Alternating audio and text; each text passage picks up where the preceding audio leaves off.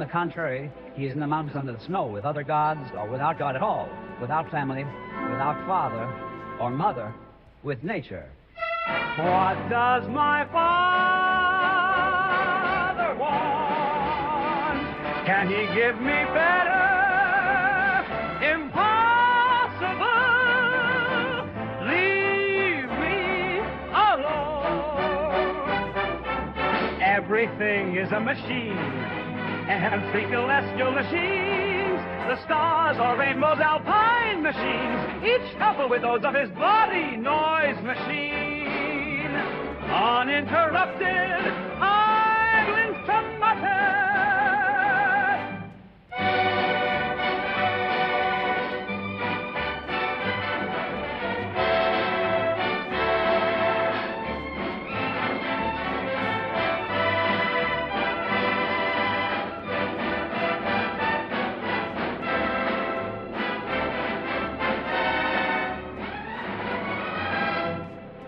It must feeling of endless bliss to be in contact with the profound, life profound to every form.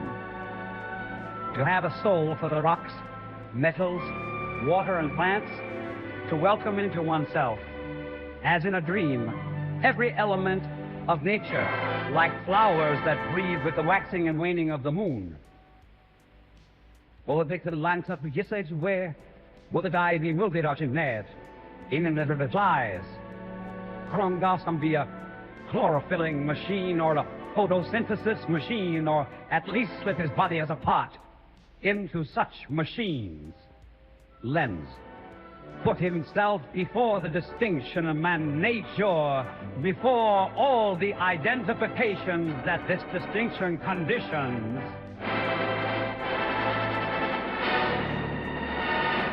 He could not experience nature as nature, but as a process of production.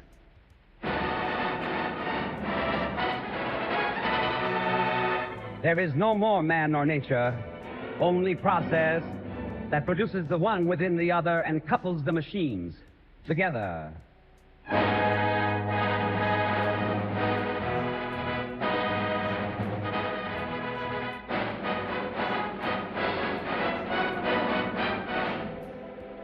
Producing machine, desiring machine everywhere, schizophrenic machines, all generic life.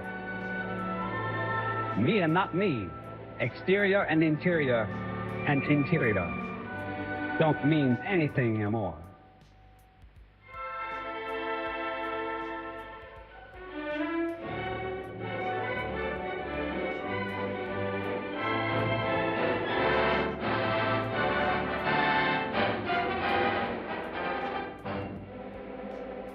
That was me, Anti-Oedipus. That was me, Anti-Oedipus.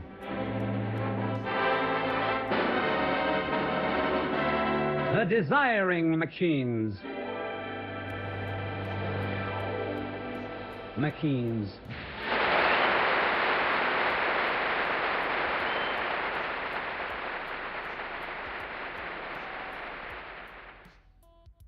The sun was shining on the sea, shining with all his might. He did his very best to make us see the billows smooth and bright. And this was odd, because it was odd, the middle of the night. Off we go, Anti-Oedipus. Hello, everyone, and welcome to the Quarantine Collective's ongoing read of Anti-Oedipus. Take 3, year 5, stardate 764.247. We are on page 367 of the book, slowly making our way through our third and not final reading of Anti-Oedipus. And we are actually going to do something that we often have done, and we will continue to do in the last few pages of the book. We're going to go back and reread. I know. We're going to go back and reread. We are actually on page 367, right about here, at the bottom here is where we left off, 368. But I wasn't happy with, I didn't come out of it last week going, yes, it's time for us to move on from what is genuinely one of the most complicated fucking paragraphs. And I will say this kind of about the rest of the paragraphs as we go. It's kind of a nightmare. There's kind of a lot happening here. So that's going to be today. I hope all of you are well. It's been a really weird few days, but I hope to get back to streaming. I've got a script done, actually, for the next video in the how-to series on Michel Serres, on Genesis, which is, I think, my favorite book of his. Parasite comes close, but Genesis is amazing. So I've finished a script, but I need to rewrite it about 9 more times in order to be happy with it, apparently. So that will be a whole thing. Until then, let's bounce over to the reading and boop, see how it goes. Tea. As always, we are slowly making our way through this entire thing. If there is anything, feel free to not interrupt while I'm reading, but interrupt in the description, explanatory, everything with any questions. Don't hesitate to type them into whatever chat that you have access to, or simply make a sound effect or jump in. We'll be figuring out it as we go. You'll kind of see that I'm also doing that and figuring it out pretty real time as we go. So that should be fun, and it'll be a good read, and I hope all of you enjoy it. But for now, off we go.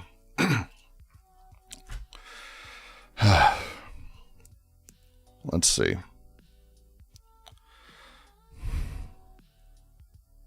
All right. Before we dive in, let's talk about where we're at specifically and the things that come into this.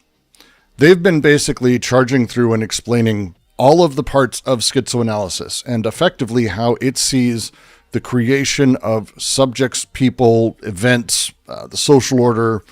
It's a kind of a mishmash of all of that, but showing how things come to be.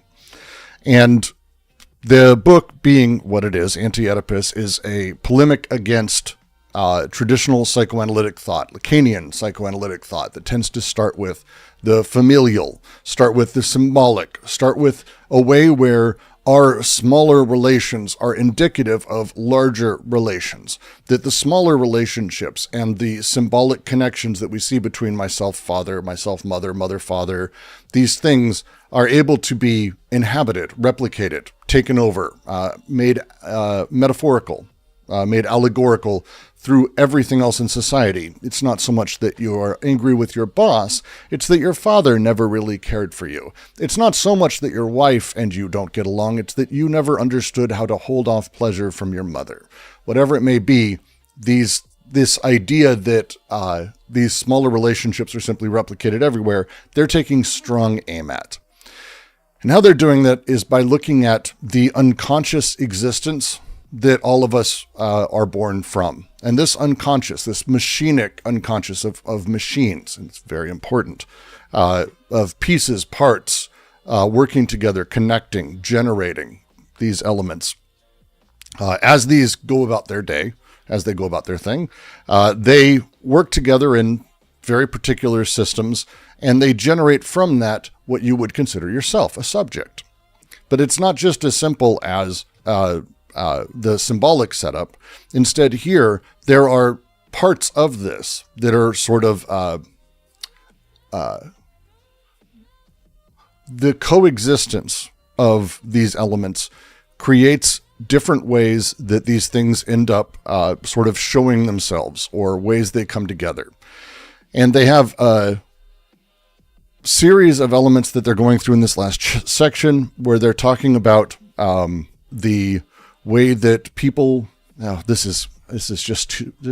sorry, I'm out of practice. It's been just a long few days, and we didn't do one last week, and so I got kind of out of it.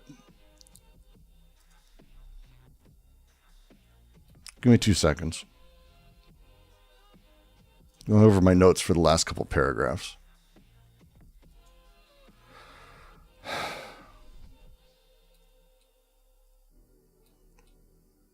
because last week was just so much.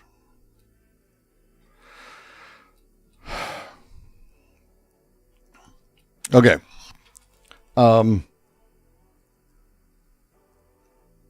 schizoanalysis, we want to be looking at how people are formed and how they come together, not through those symbolic relationships, but instead the layers upon layers upon layers of attraction-repulsion relationships within this machinic element and this machinic unconscious that ultimately produces this organic singular Brooks or you or person or subject, whatever this may be.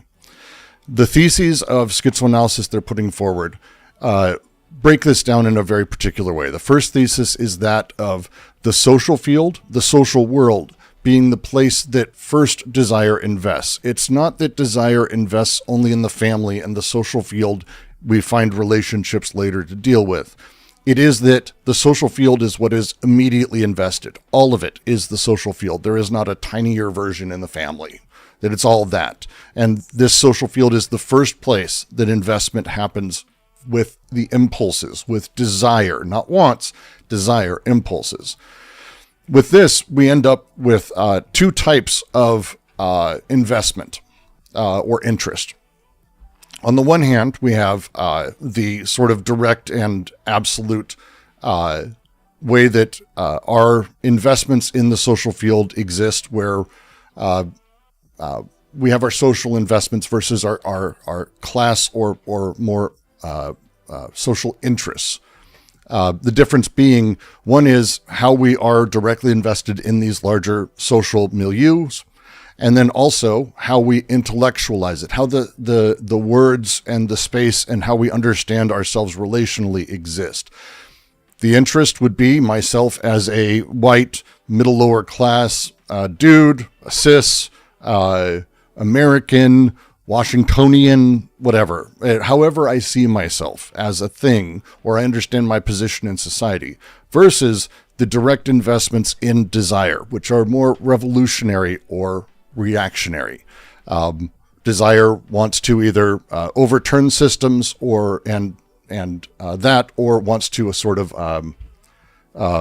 harden them or make them more specific or play into their sort of elements. With these two types of investments in the social field, the third thesis comes out, which is that the family, which is those directly around us, are actually subordinated to the social. So as a child's growing up, it isn't so much that they're directly investing in their family and the family invests in the social. It's that the family is already the social. They're already invested there. So the person is the child, the subject is investing in the social as well. The fourth is that the poles of unconscious desire that exist within the social field work basically one of two ways. They're the paranoiac or the schiz. And I'm hesitant to say schizophrenic because of the connotations that sort of exist with this. But the way that these two elements work is, again, one is more reactionary, revolutionary, paranoiac, schiz. And so as these are sort of coming together and you have a paranoiac investment or a schizophrenic investment or a paranoiac interest or a schizophrenic interest, this isn't just a simple 1-2 punch, we know who a person is, or 1-2, we know how your relationship is with your mom and dad. The multitude of investments are so overtly complex. They are necessarily complex at a very large scale. It isn't quite as simple as saying that one is either reactionary or revolutionary. Instead, people move as they do through one of two groups. They move through subject groups and subjugated groups. And that is where this last paragraph leaves us off of. And just to quote as we move forward. To summarize all the preceding determinations, all the bullshit I just said, the one is defined by subjugated groups, the other by subject groups. It is true we still run up against all kinds of problems concerning these distinctions, and they run through a few of them. And then they move on, and we are as well. We have seen that in the unconscious paranoiac investment was grounded in the socius itself as a full body without organs, beyond the preconscious aims and interests that it assigns and distributes. Do I stop? Someone tell me if I stop here and explain full body before we move forward. Because it will help, maybe. I don't know. We're just going to go. The fact remains that such an investment does not endure the light of day. It must always hide under assignable aims or interests presented as the general aims and interests, even though in reality the latter represent only the members of the dominant class or a fraction of this class.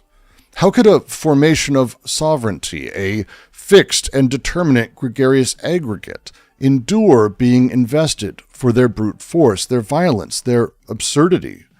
They would not survive such an investment. Even the most overt fascism speaks the language of goals, of law, order, reason.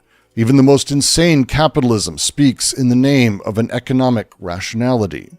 This is necessarily the case, since it is in the irrationality of the full body that the order of reasons is inextricably fixed, under a code, under an axiomatic that determines it.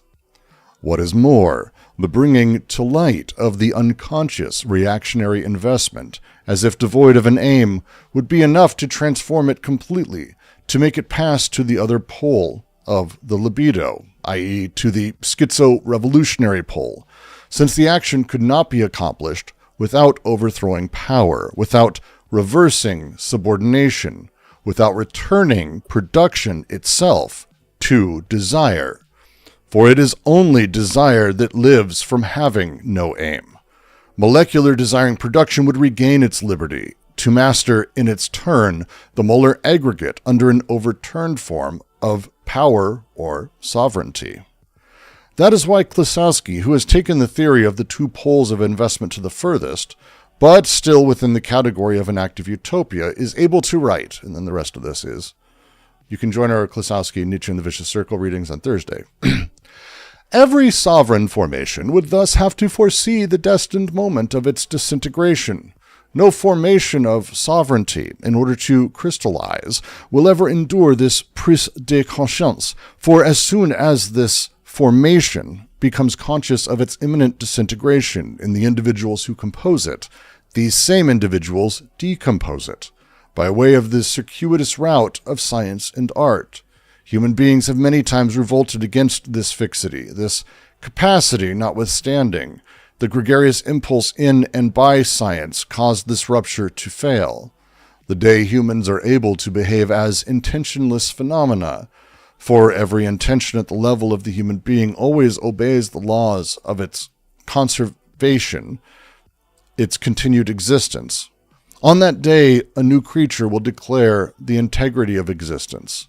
Science demonstrates by its very method that the means that it constantly elaborates do no more than reproduce, on the outside, an interplay of forces by themselves without aim or end, whose combinations obtain such and such a result. However, no science can develop outside a constituted social grouping. In order to prevent science from calling social groups back in question, these groups take science back in hand, integrate it into the diverse industrial schemes. Its autonomy appears strictly inconceivable. A conspiracy joining together art and science presupposes a rupture of all our institutions, a total upheaval of the means of production. If some conspiracy, according to Nietzsche's wish, were to use science and art in a plot whose ends were no less suspect, industrial society would seem to foil this conspiracy in advance by the kind of mise en scène it offers for it, under pain of effectively suffering what this conspiracy reserves for this society, i.e., the breakup of the institutional structures that mask the society into a plurality of experimental spheres, finally revealing the true face of modernity, an ultimate phase that Nietzsche saw as the end result of the evolution of societies. In this perspective, art and science would then emerge as sovereign formations that Nietzsche said constituted the object of his counter-sociology, art and science, establishing themselves as dominant powers on the ruins of institutions. I always love how absolutely nuts this shit is when we get into it.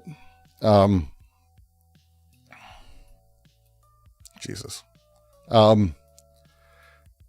They have a series of very specific phrases they use. Full body, clothed full body, all of these things when it comes to the BWO. And it's a lot. But it's important to sort of separate out how they operate, because when we talk about the full body of things, when we talk about the full body, we talk about the body without organs, they don't use these terms flippantly. They're using them actually exceptionally specifically, actually. And in order to not get them sort of fucked up, it's important to be able to sort of separate out why they're using the term still, but how they're sort of playing with it. So when they say, and they open, we have seen the unconscious paranoid investment was grounded in the socius itself as a full body without organs. The full body without organs. Roger, you're here. I know your mic's on. I just saw it go. Welcome, by the way. It's good to have you. Yes, explain. Hello. Wait. I was not expecting. I didn't follow. I joined in the middle. All right, then you can just tell me where I'm generally wrong on this, because when we talk about the way that these two work, the full body without organs, the naked full body, and they've been going over this for a few pages, at least. The socius ultimately is not a body without organs. There's a very particular phrasing that they have on it. They say, and just to quote earlier in the book, the socius is not a production of the body without organs, the corps sans organe, but rather the body without organs is the limit of the socius. The way that they interact is very specific. The clothed full body, which is the socius, you have to remember it when they talk about it clothed, and they talk about it very specifically. They use phrasing like all of the metals clanging on it, all of like they're very descriptive, almost poetic, but they're being quite literal, because we're talking about the way that a full body is covered, coated, overcoated, or turned into signifying or axiomatized elements, because a clothed full body, not a clothed full body without organs, but a clothed full body has organs. It has organization. It has structure. It has territorialization, or it's been reterritorialized. It is fairly visible. It is representational. It is placed in that way, versus the naked full body, which is decoded and deterritorialized. It is not signifying. In fact, it's a-signifying. It plays in a very, very different way than these others. So when we're talking about the socius itself as a full body without organs, the importance is for us to be very specific about how we're reviewing that. Because here they're saying, and it's, the phrasing is that, you got something for me, Roger? Am I far off? I'm just trying to get back into the reading to try to find the page and everything so I can follow a little bit. So sorry if I'm not listening. That's okay. It's okay. I didn't expect you to join, so you're just happy to have you here. So this first line, we have seen that the unconscious paranoid investment was grounded in the socius itself as a full body without organs, beyond the preconscious aims and interests that it assigns and distributes. The investment they're talking about here exists beneath what we would call conscious goals or interests that the social system has distributed. Because that's the socius distributes. The socius has these things in place. So when they say, and I'm overdoing it, but this whole paragraph I'm going to have to break down in stupid ways. We have seen that the unconscious paranoid investment grounded in the socius itself as full body without organs, beyond preconscious aims and interests that it assigns and distributes. That is the unconscious paranoid investment. It's beneath that. It is invested in the socius as within its capacity as a full body. The complete social surface upon which everything is inscribed. All these things are there, where everything is distributed, how it's all set up. This is where the paranoid investment is set up. It is not aware of actual goals and aims, right? beyond preconscious aims and interests that it assigns and distributes, that the investment is in the superstructure that it doesn't have a goal necessarily. It is a gigantic machine, but the structure of that machine doesn't really have a goal. Now, the society at large, we may understand the goals as being codable. This is below that. This is beneath that. Right? Is everyone following that? So you have to be thinking, this is, again, when we're talking about the layers of these things, it's almost topological. There's a reason that the next fucking book is called 1,000 Plateaus, because they want us to be thinking topologically as we do this. But that's the thing that they're driving at, is the paranoid investment. Someone who is into society that is like Trump voters who aren't, without even talking about their like actual interests or how they understand themselves, the investment is in the system, but it's a system without goal attached, asignifying. We're not quite there yet. It's the capacity as a full body that's being invested in. That's why they go on to say, the fact remains such an investment does not endure the light of day. It must always hide under assignable aims or interests presented as general aims and interests, even though in reality the latter represent only the members of the dominant class or a fraction of the class. That investment in the superstructure, in the full body, the capacity of the full body, is not able to become itself conscious without actually being fundamentally transformed. The paranoid investment disguises, is underneath rational justifications that are universal, ish, I'm putting huge quotes around that, but they actually serve class power. So an example would be, don't you want everyone to be safe? Like, this is like easy version of this. Don't you want everyone to be safe? This is what like Trump and his id and MAGA and all these people in America are saying. Don't you want everyone to be safe? Well, yeah. No, I want everyone to be in constant danger. Like it's a question with its own answer. It's obviously universal, but the question itself serves a very particular structure of power, because what does safe mean? What does it mean in this context? Who are we going at? But that is the second part. They want to be safe. Yeah. But then, like, those are the universal, right? It must always hide under assignable aims or interests presented as general aims and interests, even though in reality, the latter represent only the members of the dominant class or a fraction of that class.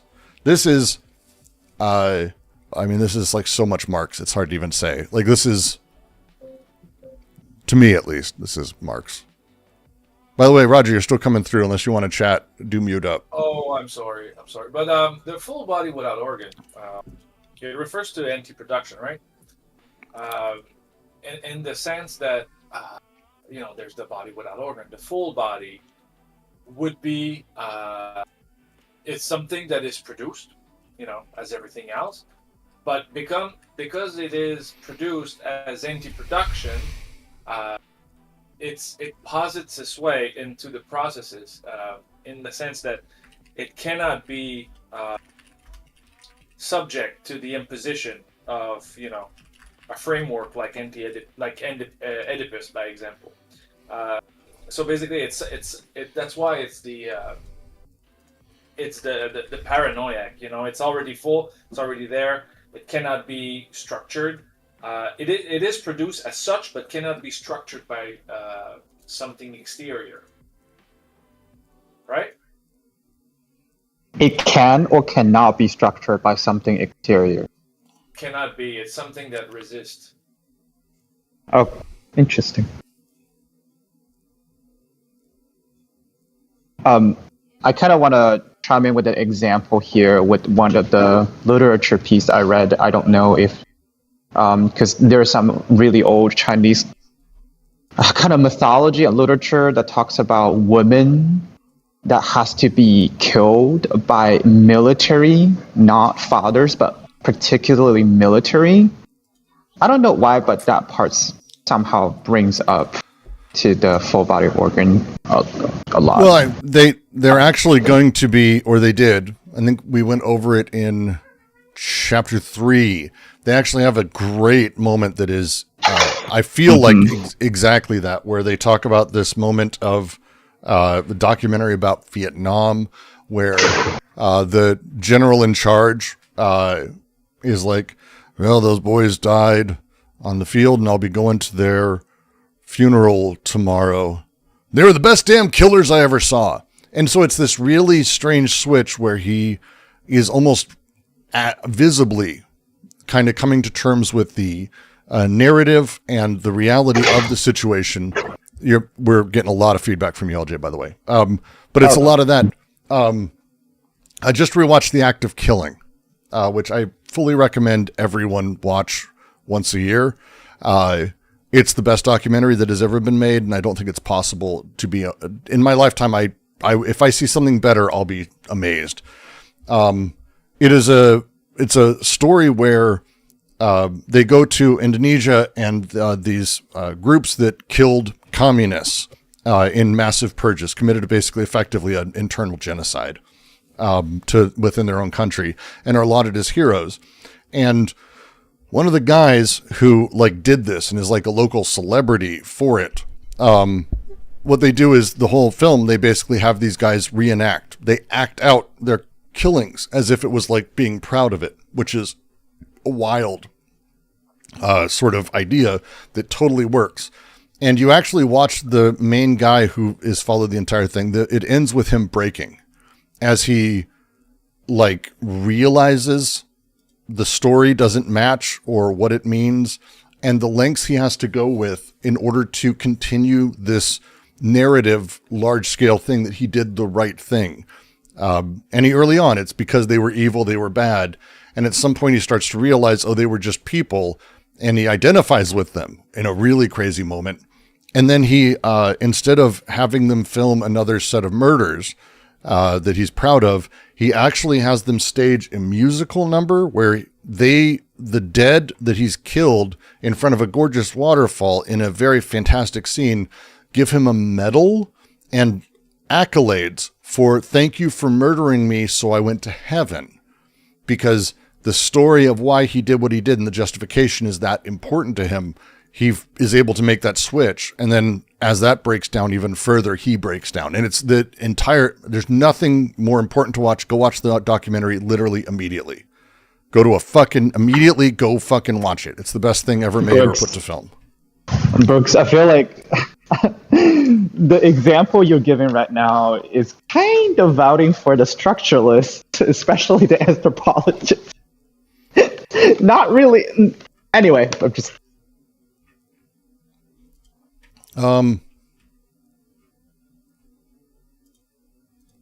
Okay.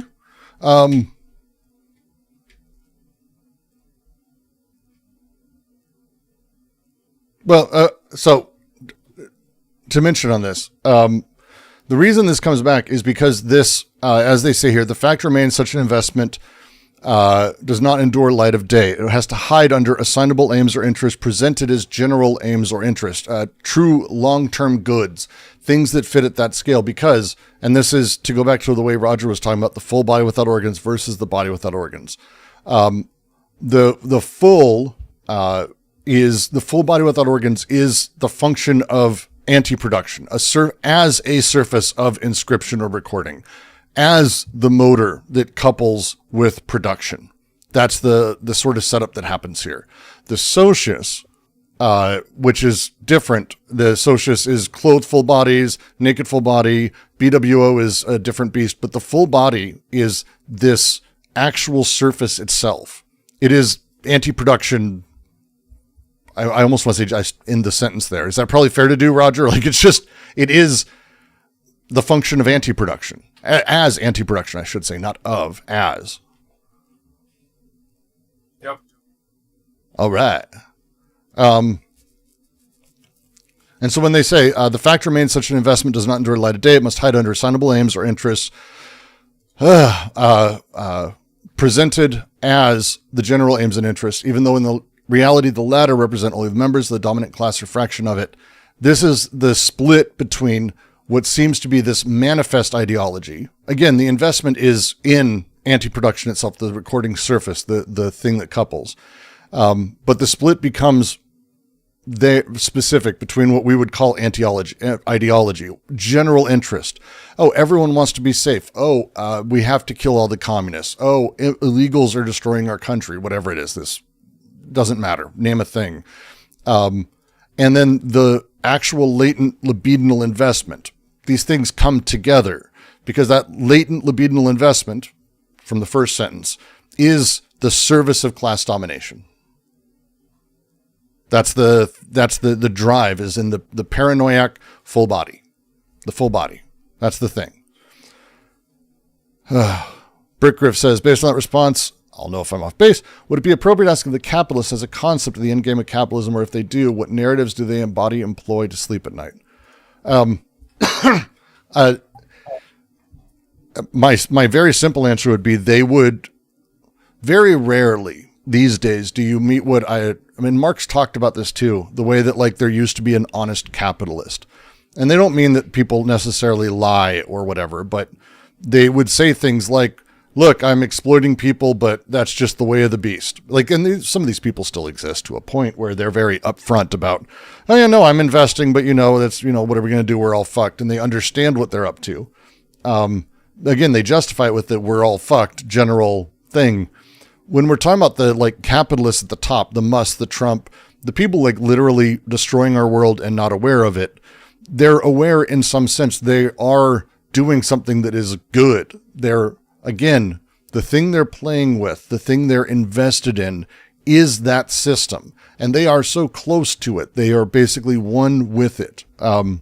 Gabe Newell, who is founder of Steam and also one of the bigger capitalist sons of bitches on the planet, I think had my favorite way of describing it. I brought it up before, but it is worth bringing up.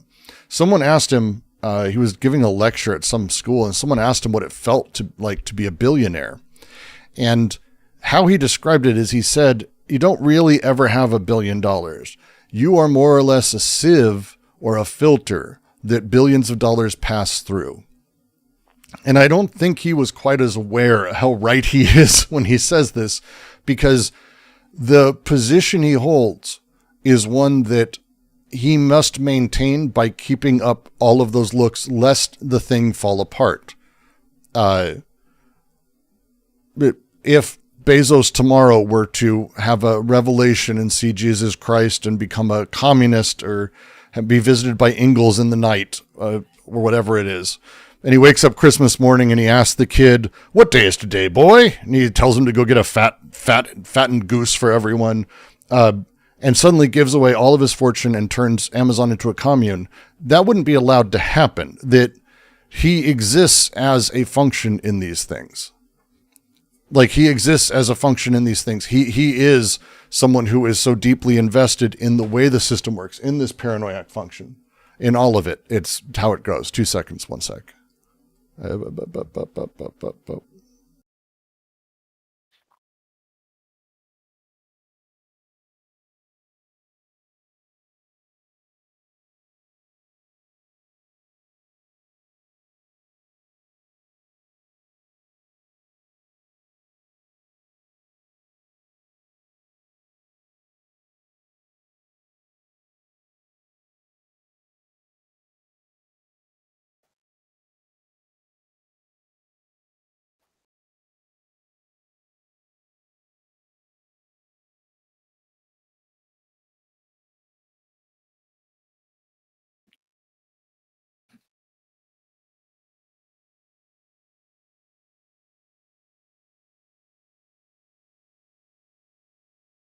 I clicked the wrong thing. There we go. As I was saying.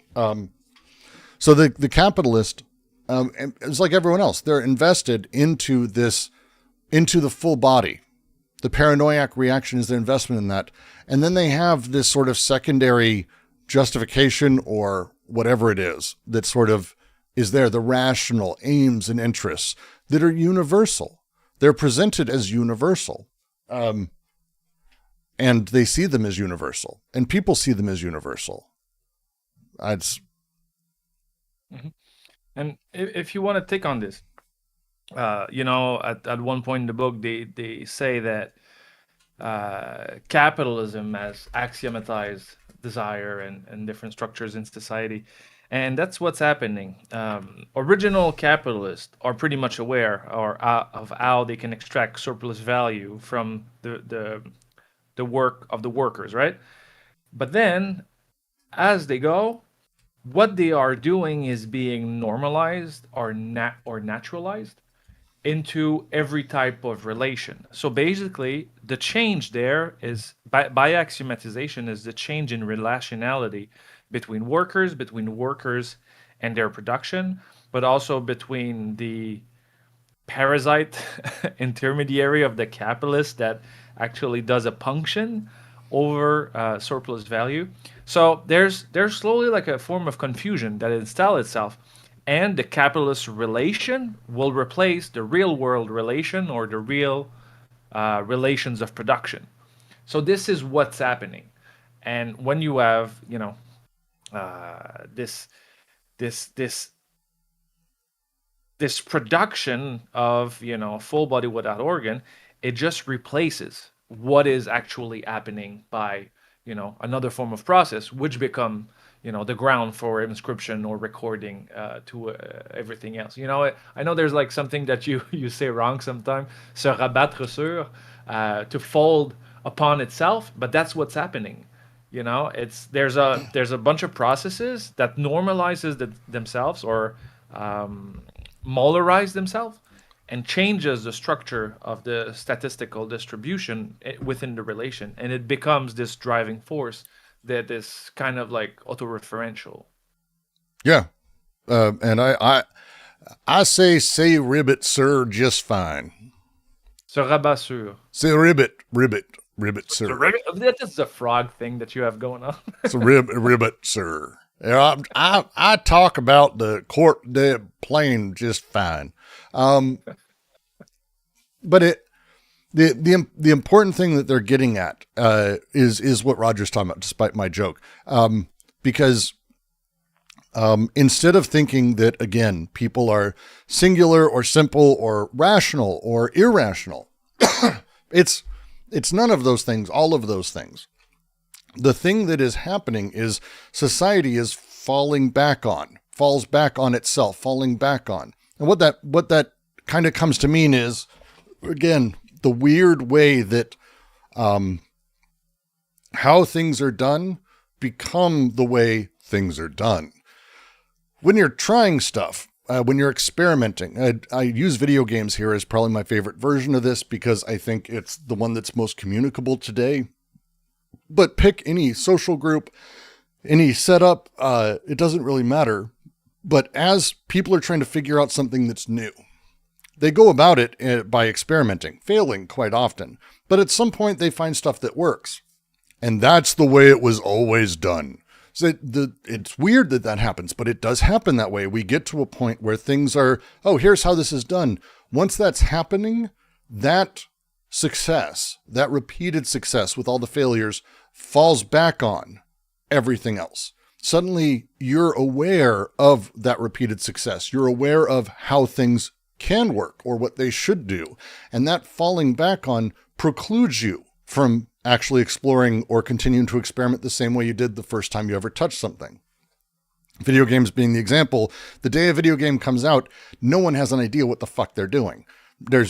I've hilariously had moments in betas for video games where someone asks, like, haven't you ever played this fucking game before? And it's like 6 hours old. That weird reality of how that falls back on. Don't you understand how to play this? Don't you understand how to do this? Don't you understand how you shouldn't experiment anymore? We know how this works now. And as that happens, this happens globally. This happens with everybody. This happens at this weird large scale where it's like, well, don't you want to be safe? We know how to do that. We know how to be safe. Get rid of the brown people. What? Sorry? That becomes the conversation. But when you say about video games, I think like a good example is, like something like StarCraft, for example. I'm old, so I'm using that. That is an old person's reference, but yes. Yeah. So League of Legends could be another one. But, when also once an old person's reference at this point, by the way. Just letting Oh you know. my God, I don't know. Like anything. Okay. So you start, it's played as a game, and then slowly it becomes an esport. And the esport tells you how to maximize everything, how the production and how the efficiency should be made and should be, and how everything should be counted, how rational decision or calculation should become reflexes. It's this passage between, something that needs to be taught to something that becomes an automatic reaction. And with capitalism, that's what's happening as well. People probably, like, at the beginning, they were like, okay, we're going to try to make money. How do I devise my plan to make a coin? And then you have those young investors, 17 years old, with the little money from the parents. They just go invested into, the stock exchange or like whatever the fuck else, and they're making this money, and then capital just starts growing, and then they're making some new things, and they lose a lot, they gain a lot, but they're playing the game, and they're playing a game at a level where past investors or past capitalists would not have played it. So it's this kind of progression into, something that I to add to that, I think crypto is one of those that I think is very interesting for this to look at, because when we talk about what the possibility space is of cryptographically signed digital items or digital elements, there is a huge playing field. It is a gigantically open thing, but because it can be used in this one way, and it was used in that way very early, that is the use case. And you end up in a place where everything then bends towards it, and it has to, or there's no success. There's no interest. It's silly, odd stuff that no one cares about. And that main thing becomes where everything bends over and over and over. And this is capitalism. This is the statecraft. This is video games. This is writing. This is everything that exists has this process happen. This weird way that the formation of things through experimentation falls back on itself and develops its own certainty.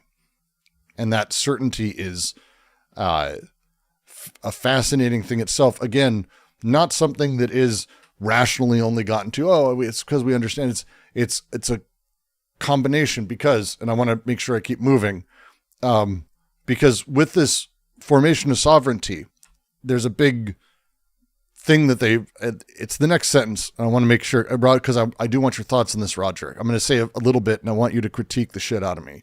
Because they say with these formations of sovereignty, there's just with it violence, the Nazis as a thing, or how do people like Mega today see videos of like ICE grabbing random people out of cars and slamming their faces into cement and beating the shit out of them or running them down, and like they're not even like criminals. They're not even like they're not even illegals. They're just doing this to everybody.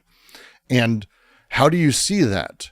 How do you do that? And that's the question they have. How could a formation of sovereignty, fixed and determinate, gregarious aggregate, endure being invested for their brute force violence and their absurdity?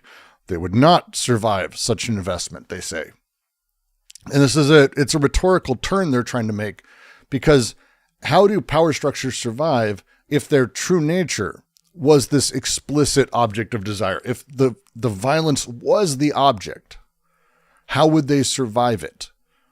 And this is playing in like the gregarious aggregate is the herd, Nietzsche's herd, the herd ensemble, the herd altogether.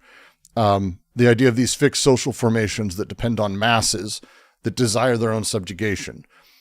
But the thing is, conscious awareness of brute power would destroy the power structure itself.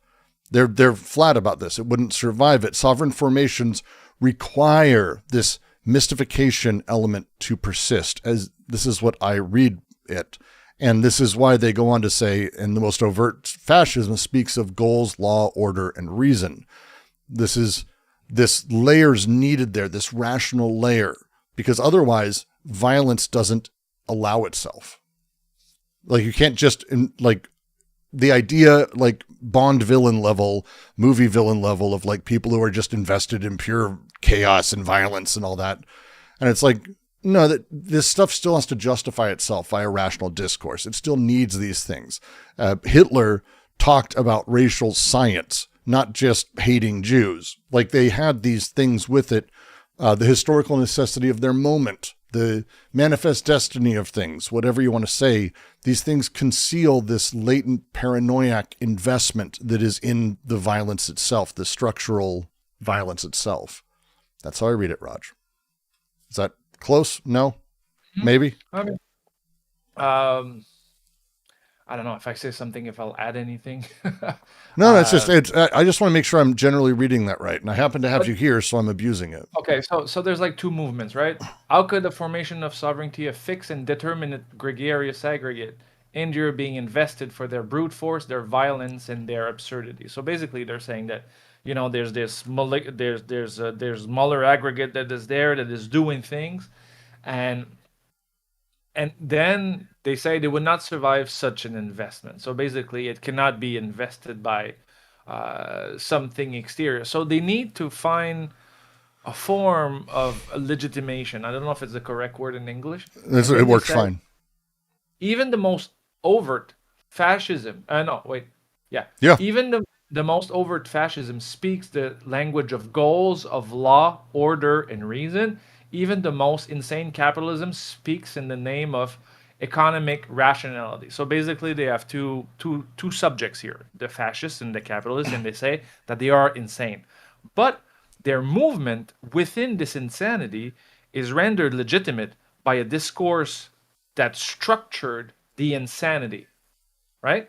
Mm-hmm. So, and it's how this kind of like economic rationality, for example, it's not there. It's not like, you know, it's not out there. It's not natural laws, but the capitalists will posit this into laws, you know, and they say, well, those are the natural economic laws and we need to obey them. And, you know, free market, this is how it's supposed to be. And if we free the market, everything will go great. And then you have the fascists or the Nazis. They say, well, you know, if we purify the race, maybe the greatness of humanity will be brought upon the earth. So, but the process itself is pretty fucking crazy. But, you know, we will add a form of code, a form of organization over it. Like we will drap it into science, order, rationality. Well, take one right now. Right now, the AI bubble, which is a fucking absolute thing that anyone who's not, like even people who are generally over the fucking hedge when it comes to like being nuts are even like, maybe it's a little fucked up.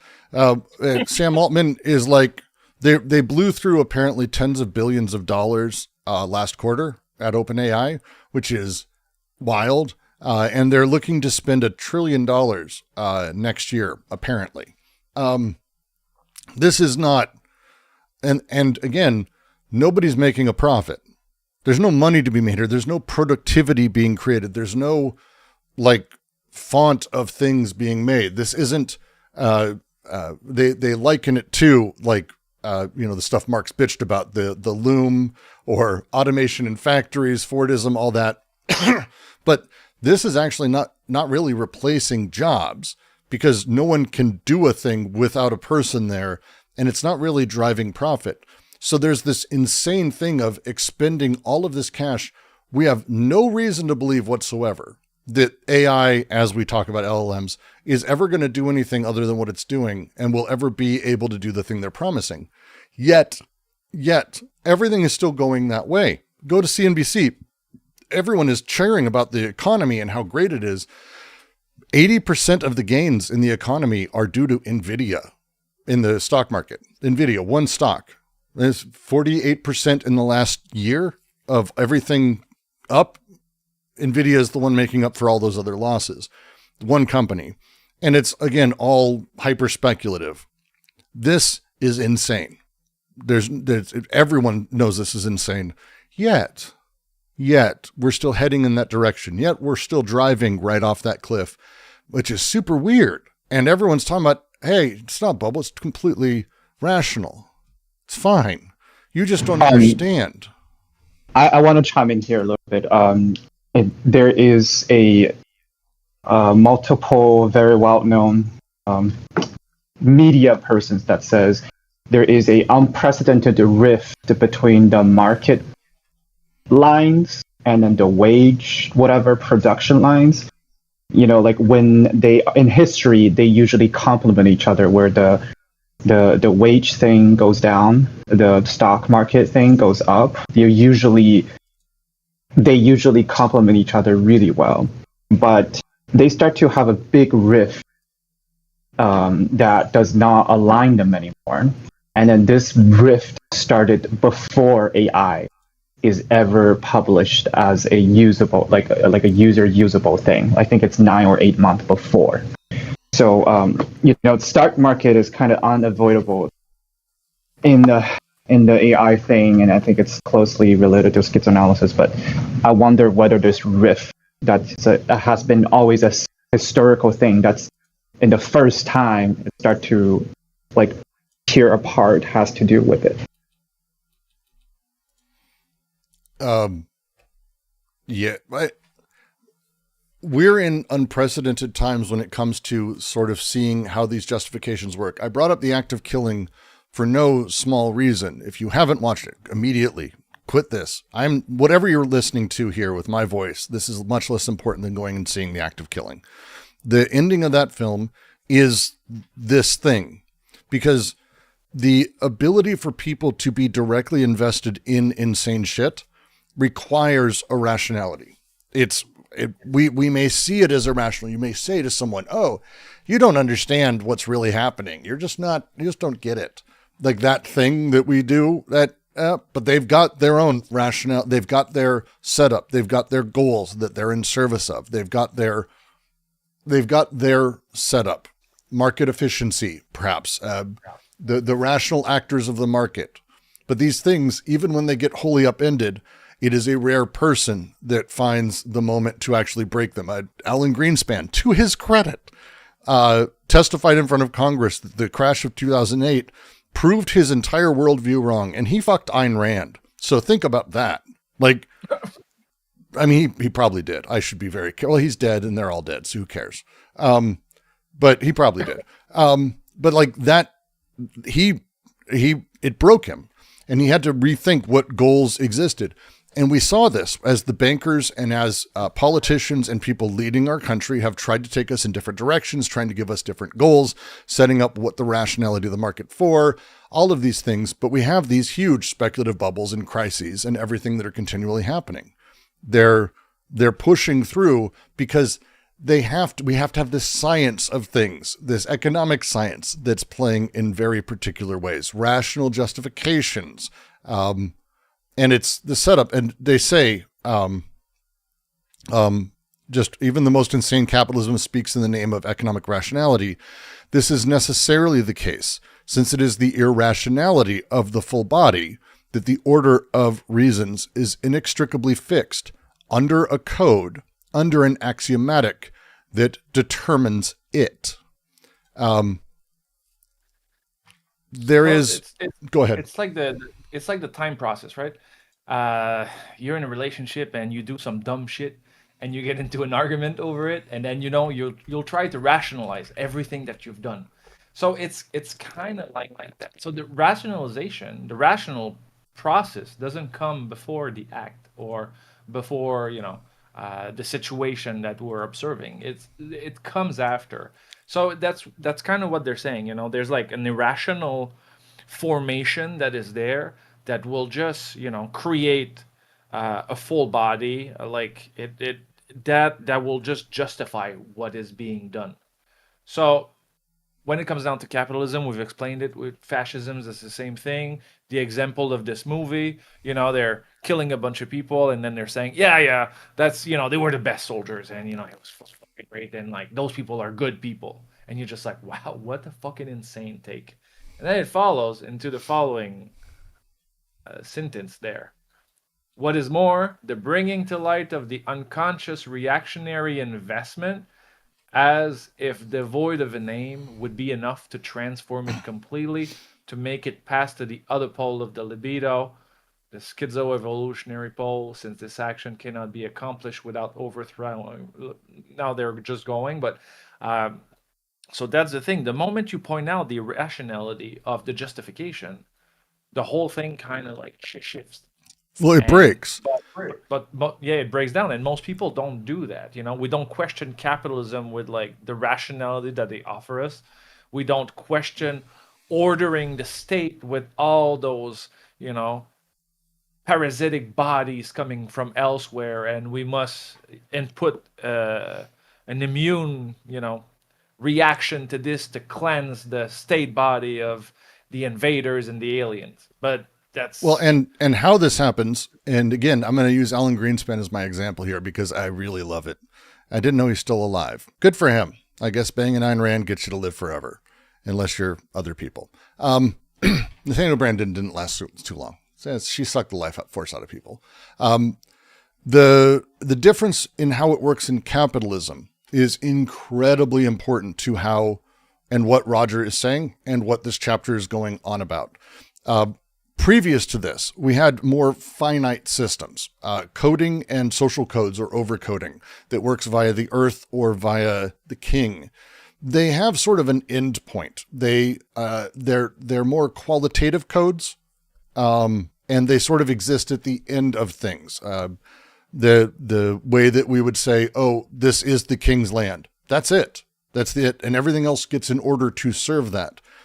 Within capitalism, axiomatics are how we function because we're working in a more quantitative, market-based, capital-centric recording system. And the axiomatics determine the discourse by being introduced far earlier in the process. Axiomatic is the term they're using. It's mathematical set theory shit, where these are the things that are enabled in this set, and the axiomatics are what determine that. They kind of are before, but they're determined after. It's kind of a whole thing I'm not getting into right here. Daniel Smith, great piece on axiomatics we have on the QC. Look for it. If you want to reduce this, this is something I gave to my students. Because there's axioms, right, and theories, like whatever it is, like social theory, sociology, and certain authors or strands will have axioms. So, for example, I tried to break it down for the sociology of Durkheim to my students, but axioms are like sociology studies society. Simple things like that. That explains the functioning of a whole system. But sociology studies society. It was not written or taught before they started doing it. So basically, it's a form of rationalization that comes a posteriori, after the fact, but serves as a justification for the whole enterprise. And then you can axiomatize a market, you can axiomatize a discipline, or an academic discipline, or any type of enterprise like that. You can reduce it to its most simple element, and that explains the whole functioning of this thing that you're trying to observe. So sorry, it just no. I think it was an easy understanding of it. So Alan Greenspan had to testify in front of Congress in 2008. I want to read a little bit from the transcript because I think, again, think about, and someone in chat is like, oh, this seems like rational is being used to mean narratively coherent. Sort of. Narratively coherent is, again, its own set and its own set of, like, what is coherence is determined by the things that are within the narrative. Like every set only works within its own rules. There's no rules of all sets because that would be its own set, which then would have its own rule. Like there's a whole bunch of good, smart math people who can explain this better than me, but it creates this sort of infinite repetition and sort of a redundancy. But hold on. Quick question here. Does this have to do with how those debate bros says, oh, the Bible is true because it is said so in the Bible? That's basically, so the incompleteness theorem is the idea that every logical system or every set necessitates a set of rules, but in order to have rules about what sets those are, that becomes its own set, which then needs to be nestled in another set, which means that sort of there's an infinite forever. When we're Yeah. talking about coherence of things, when we're talking about rationality, think of it as intellectualization. Before I get to Greenspan, Okay. the way that Klosowski goes about this in Nietzsche and the Vicious Circle, I think, is a more it is slightly different than how they're talking about it, but the process and what they're doing, I think, is exceptionally the same. For Klosowski, the forces of things, the impulses of everything come together, and we internally in something, based on our experience and those impulses, produce images in not like photos, but like the image of things, how we understand stuff. And then at some point, we turn that into communication. We create a simulacra of that. We copy that externally. And it's never an exact copy. This is the reason he uses simulacra. And that secondary process that he's talking about there comes back on and begins to control the process that the image was made in the first place.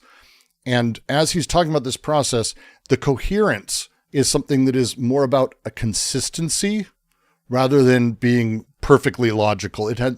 Logic has nothing to do with it. It's the logic of the creation of it, but it's not like everyone's perfectly logical.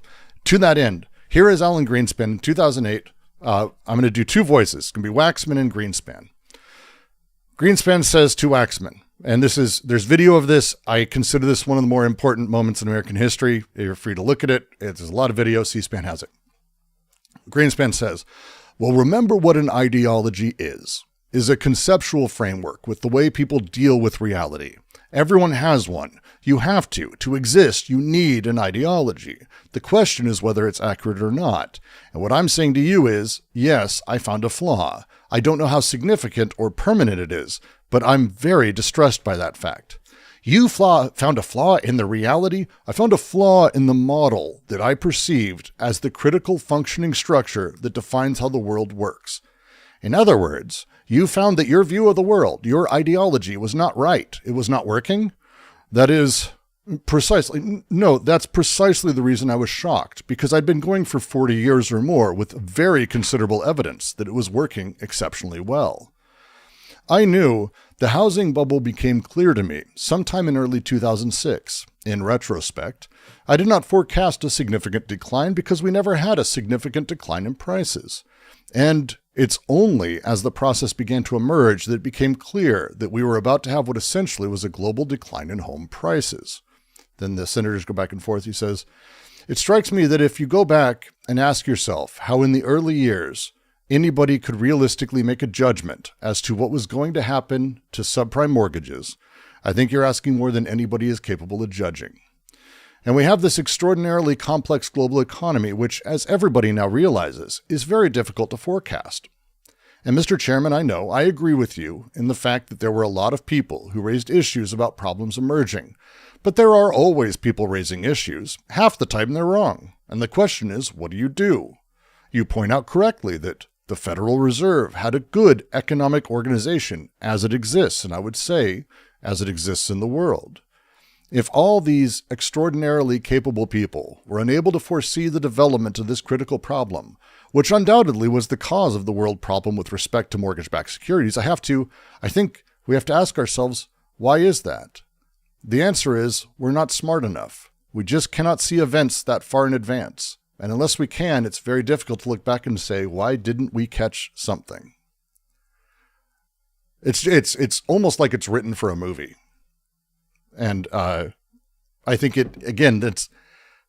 this is the thing. He found a way to add another axiomatic. He had found another way. Oh, we're justifying it because this was this, the government did this, which created irrational actors and this. And he was able to justify and keep that consistency going as he goes. Sounds like some interesting reasoning going on under the hood. I mean, I would say going on top of the hood in that one. And he got called out throughout the entire thing, but it was very fascinating to watch him sort of admit that his worldview didn't work, but then also it did, and justify it. I find it fascinating. I really do. And it's worth watching because he's not lying. If you watch it, he doesn't come across as disingenuous at any point to me. You're free to call people disingenuous. You're free to psychoanalyze people or judge them internally for internal processes you don't know. He seems very genuine to me. And that part is what makes it the most interesting, because that is the point they're making here.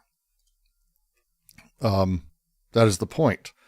This is necessarily the case, since it is in the irrationality of the full body that the order of reasons is inextricably fixed under a code, an axiomatic that determines it. They go on. What is more? What is more? The bringing to light of the unconscious reactionary investment, as if devoid of a name, would be enough to transform it completely, to make it pass to the other pole of the libido, i.e. to the schizo-revolutionary pole, since this action could not be accomplished without overthrowing power, without reversing subordination, without returning production itself to desire.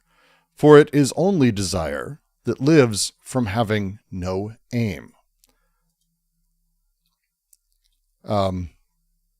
Here's a thesis for what revolution requires. Consciousness of aimless reactionary investment automatically becomes revolutionary investment. Why? Because such consciousness cannot occur without simultaneously overthrowing power, inverting hierarchy, and liberating production.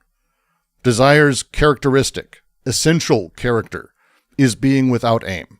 It is production for production's sake. It is desire for desire's sake, not oriented towards any external ends. So if the end, the enacting of desire, if it came to light, this unconscious investment in the violence, it would flip itself up. It has to be for an aim. That's the rational direction of things. The paranoiac reactionary invests power and subverts desire to molecular aggregates. It imposes aims and goals on it. The schizo-revolutionary is the opposite. It invests molecular multiplicities, liberating desire, and creating and dealing with an aimless production that is just purely emergent. This is revolutionary. This is Marx. By the way, fuck Orthodox Marxists who don't get this. This is Marx's theses on Feuerbach. Like, this is straight up the idea of changing versus interpreting the world. Like, this is straight up Marx. It's crazy how Marx this is. Does everyone get what I'm saying there, though? Sorry if I got a little... It's desire without aim. Spinoza. This is the conatus. However you pronounce that. The striving. This is Nietzsche's will to power. It isn't a will to power. It's a will of overcoming. It's a will of itself, overpowering itself and continuing to move forward. It's not in an aim of being this way or that way or having this kind of large aggregate set up or this way of dealing with things. It is at large, just doing, emergent. I'm doing something for my students right now. I don't know. I changed. Some driver just failed, and I don't know where my your mic sounds so much fucking better, dude. Like, it was so quiet, and I had you boosted to 200%. YouTube, okay, let me know if it's too loud. Okay, I'll try to keep it that way. But so I'm doing something for my students because I give a class on Marx and critical stances tomorrow, and it's something that I add that I'm giving to my students. It's into the second preface to the Capital, and Marx would say, he's talking about dialectics, and he's saying, in its rational configuration, dialectics is a scandal and an abomination for the bourgeoisie and their doctrinaire spokesman. Because in the positive understanding of the existing state of things, it simultaneously includes the understanding of its negation, of its necessary destruction, because it grasps all established form in the flux of movement, and thus also in their perishable aspects, because nothing can impress it, because it is in its essence critical and revolutionary. So basically, having the stance of the Marxist dialectics actually shows how this full body without organ, it's kind of a fraud, right? So it serves as an antidote to those kinds of statements. And the usual state of affair, like the American, it is what it is. It kind of attacks that directly. So it attacks the conservative mind space or discourses that renders legitimate the current state of affair. Yeah. I mean, you're also just quoting Klosowski here in the next section too.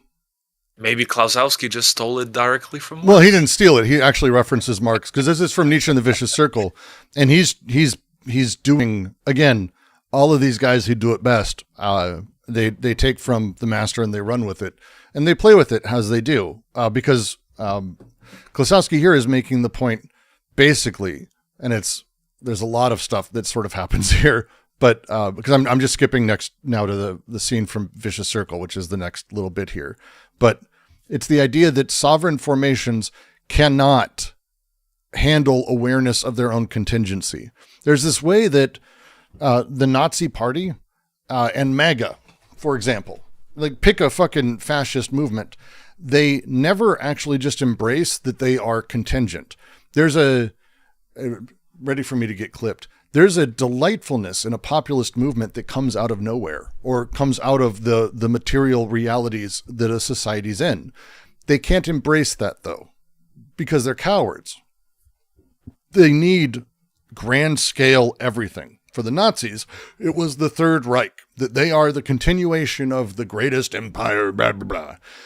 MAGA's not wildly far from that, but they're specifically playing into white European hegemony and all of this. It's always the largest thing. And not to just go on white people. Pick a thing. Han centrism in China, everyone's Han. There's no such thing as any other ethnic group. Shh, don't talk about that. Shut the fuck up. How about Russia and blood and soil for Putin? Shh, don't talk about fucking anyone else. The way that it always works is the blood and soil shit, and that eternal, because they can't handle their own contingency. They can't handle the fact that they will necessarily dissolve. It has to. It has to. And so you have this weird thing where, Klosowski, who's that bouncing around? Josh is. You got to mute up. Unless you have something to say, you're free to. No, sorry about that. Oh, you're good. We were just getting a lot of walking around noise, and I know you go for walks when we talk. So, but the way that all of these things work is because we have this gregarious aggregate. I do prefer Nietzsche's term, and he uses it here. Klosowski does, because he talks about the herd ensemble, the herd at large, which is really what gregarious aggregate's really about. Because this thing will capture art. It will capture science, because ultimately everything is recaptured or recuperated by this herd formation. When we don't have intention, when we don't care about self-preservation, and we're not sort of married to this idea that you must do the thing so you reappear, but instead do the thing that energizes you to do another thing. There's a minor difference, but it's pretty fucking drastic when it comes to these guys' writings. When we act without intention, then new forms emerge. And emergence is kind of the point. Science itself, as he goes through here, and we can go through the history of science. This one is an easy one. Science is basically constantly showing that forces are aimless. That's the thing. Scientific method and everything shows that there really isn't a purpose behind stuff. You'll hear people talk about it as such. Oh, evolution brought us to the point so we could have this. No, stop that at all. Oh, it's the planets were this way, so that way. No, stop that. There's no intention. There's no self-preservation at work, really, within science talking at large. That's not really how it operates. But instead, go for it, Roger. Oh, no, sorry. Oh, but as science is captured by social groups, then it's played differently. It pushes differently. We talked a moment ago about race science, which is making a resurgence. which is fantastic to see. It's my favorite thing to see. But it's, again, telling, because everything becomes, this is the purpose. We are America's the chosen country, or or China, or Russia, or fucking... there's a handful of countries in Africa have the same problem right now in a pretty horrifying way. Oh, yeah, Albania. Well, yes, Roger? or one in the Middle East as well. Or in the Middle East, or... Yeah, it turns out like fascism is kind of a lot of different ways, and is, again, not a particular formation, but a process, a fascizing process that sets this up. And all of this stuff, the way art and science work together, as Nietzsche wrote about, it's the Nietzschean conspiracy, the Nietzschean wish, were to use science and art in a plot whose ends were no less suspect. Industrial society would seem to foil this in advance by a kind of mise en scene on offer for it, the spectacle, because capitalism is able to co-opt revolutionary potential through spectacle. Society of the Spectacle, go read it, go watch the movie, go read it, go read it, go read it. That's a direct reference, not even a minor one. It's a direct fucking reference here. But this is being captured, co-opted. The revolutionary potential is constantly being sort of put back in. And it's this really odd thing that we're starting to see. I mean, I think we're starting to see it significantly, but we're starting to see this weird breakdown of institutions into hyper-individual spheres. And it's this weird true modernity that they're talking about here, where we have these sovereign formations of art and science now that are sort of institutions are trying to, like, there's this back and forth. This is what they're playing at. This is what they're talking about at the end here when they make this last sort of plea, or Klosowski does. The breakup of institutional structures that mask the society into a plurality of experimental spheres, finally revealing the true face of modernity. An ultimate phase Nietzsche saw as the end result of the evolution of societies. In this perspective, art and science would then emerge as sovereign formations that Nietzsche said constituted the object of his counter-sociology. Art and science establishing themselves as dominant powers on the ruins of institutions. We're seeing institutions take on a stronger role, we'll say, with a smile. Like, they're really coming in really hard. But the thing they're pushing at is that systems of domination, as they function, require this rational discourse and justification to survive. Yet, consciousness of that requirement would also destroy them, and sort of creates this upending odd revolution, because revolution occurs not through better programs, but through awareness that transforms the investment itself. It's the reason that they come back, and the reason that he's pulling from Klosowski here, I believe. This is just purely me. He doesn't say this anywhere. But this is the point of Nietzsche and the vicious circle, is that sentence I just said, that awareness of the thing transforms the process and in the investment itself.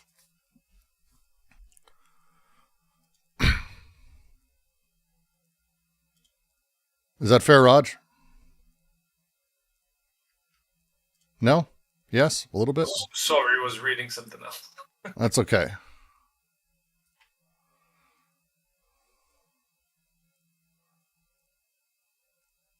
Is everyone following generally on this? Because we're going to now do the next paragraph, which is 3 fucking pages. So yeah, we're going to go over the normal 2-hour mark by a decent amount.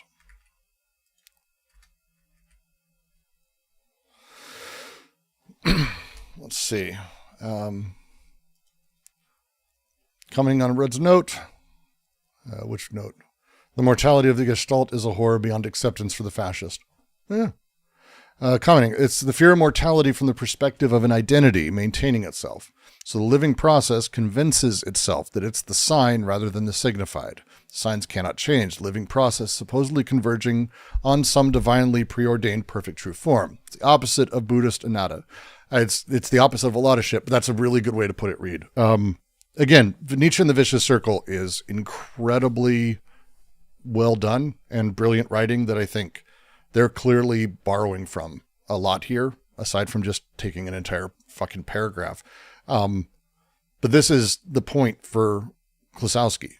This is the entire point for Klosowski, I think, as he goes, is instead of understanding that we are ourselves at any point, not really a totality. It's not that there is a consistent soul of Brooks doing things, but instead many Brookses, many things, many combinations of things that are collapsing and building on themselves constantly.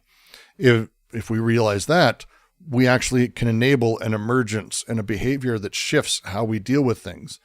But we're very much existing in a world that screams about consistency, having ourselves, knowing ourselves, what's our true self, building ourselves up as we go, all of that. And as such, I need to survive. I have to, what if I do something that's against, oh my God, against my character?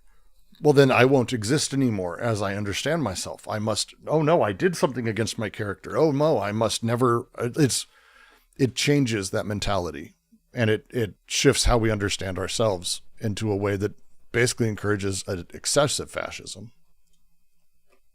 Because again, fascism requires the same thing. That universality, the totality, the forever goal, the line thread back to God or whatever, that thing is what fascism requires. There is no fascism of the moment. It's always connected back. But when you're coming back to, the subject, or like, I think it's Estelle that talked about therapy, the individual subject of modernity in the Western world is both the product, capitalism and liberal thinking, but also its base. So everything will actually enact the individual subject. And even therapy as a form of correction, because it's called it for what it is, form of formatting, wants to reformat you into this individual subject with your interests, your rationality. So basically, it's an historical production, and it falls back, upon the rest of society, and then the whole of society is understood as a bunch of individual subjects. But this is basic anthropology. In other societies and other historical eras, the individual subject did not exist. It's a production that is contingent within a system that becomes the main functioning force of it. Yeah, I don't think I have much to add there. But we can add something about Oedipus. Oedipalization recast the person within a small power structure, which is the family, and enables an explanation of the behaviors of the trying to find my words in English, but not the transgression, but the unregular behaviors of the individual, and try to find a way to get back into the original, what is considered as the original and authentic functioning. But we understand now that it's not original or authentic, it's product of a contingency. But this is how the whole process functions.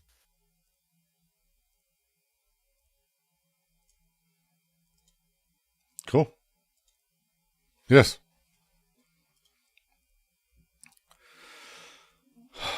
Is everyone ready? Because this is a long one.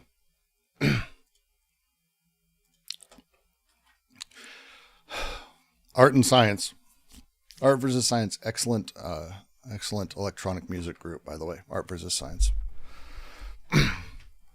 Why this appeal to art and science in a world where scientists and technicians, and even artists and science and art themselves, work so closely with the established sovereignties, if only because of the structures of financing?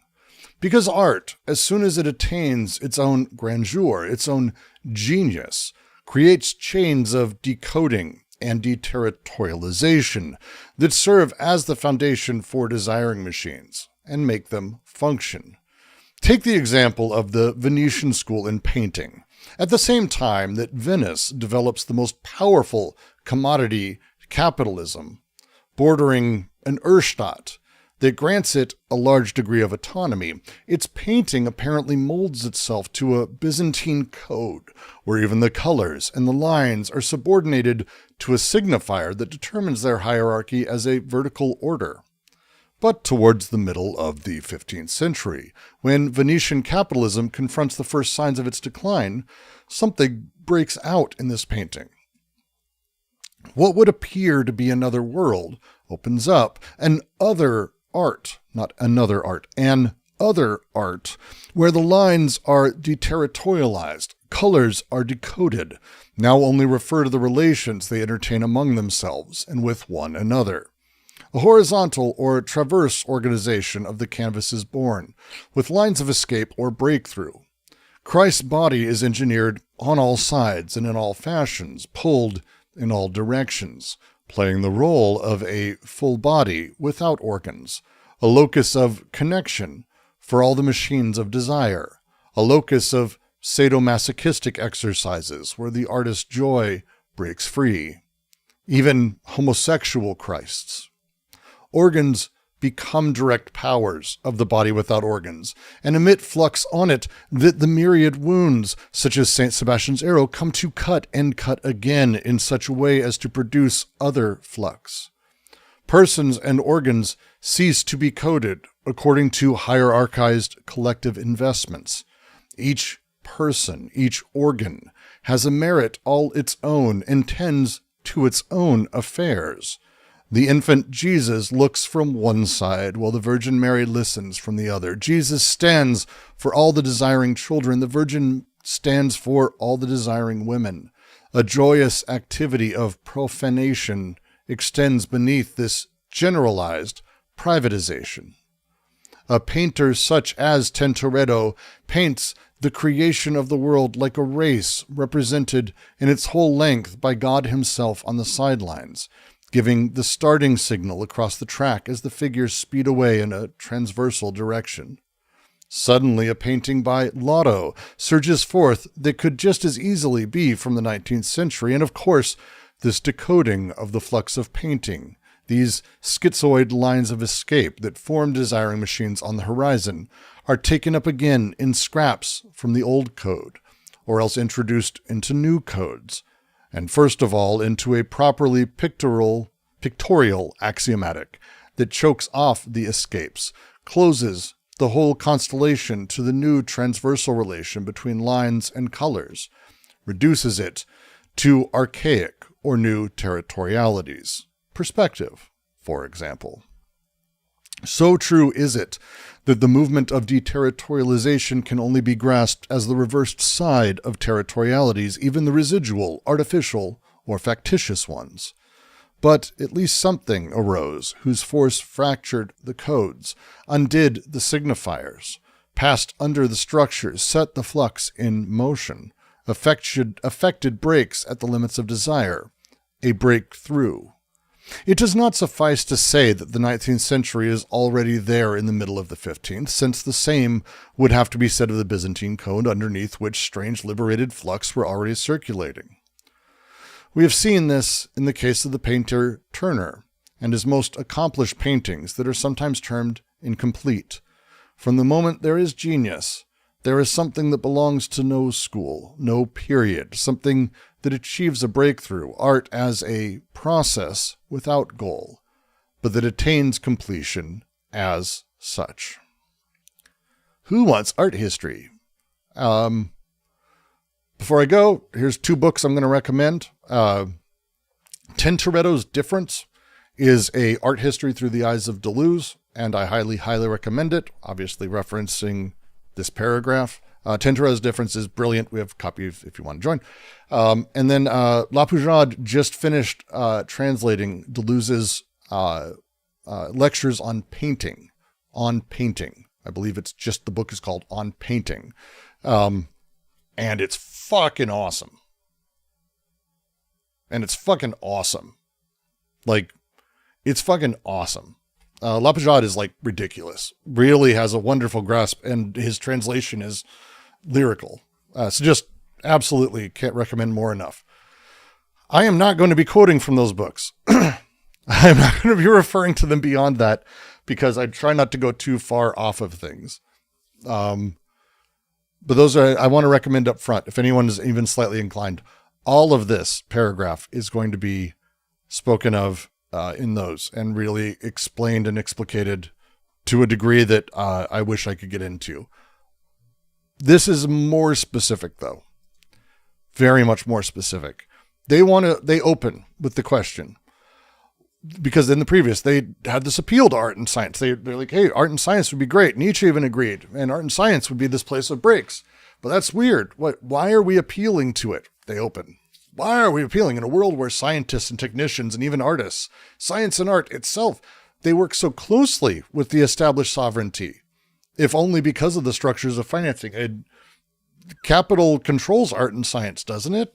Like, why would you, That's what they're up front. They're like, hey, why would we appeal to this? It's rhetorical. It's basically setting the stage for the entire rest of the argument. But the way, if you haven't dealt with being an artist or an academic, and I know a few of you in here have and had to deal with that,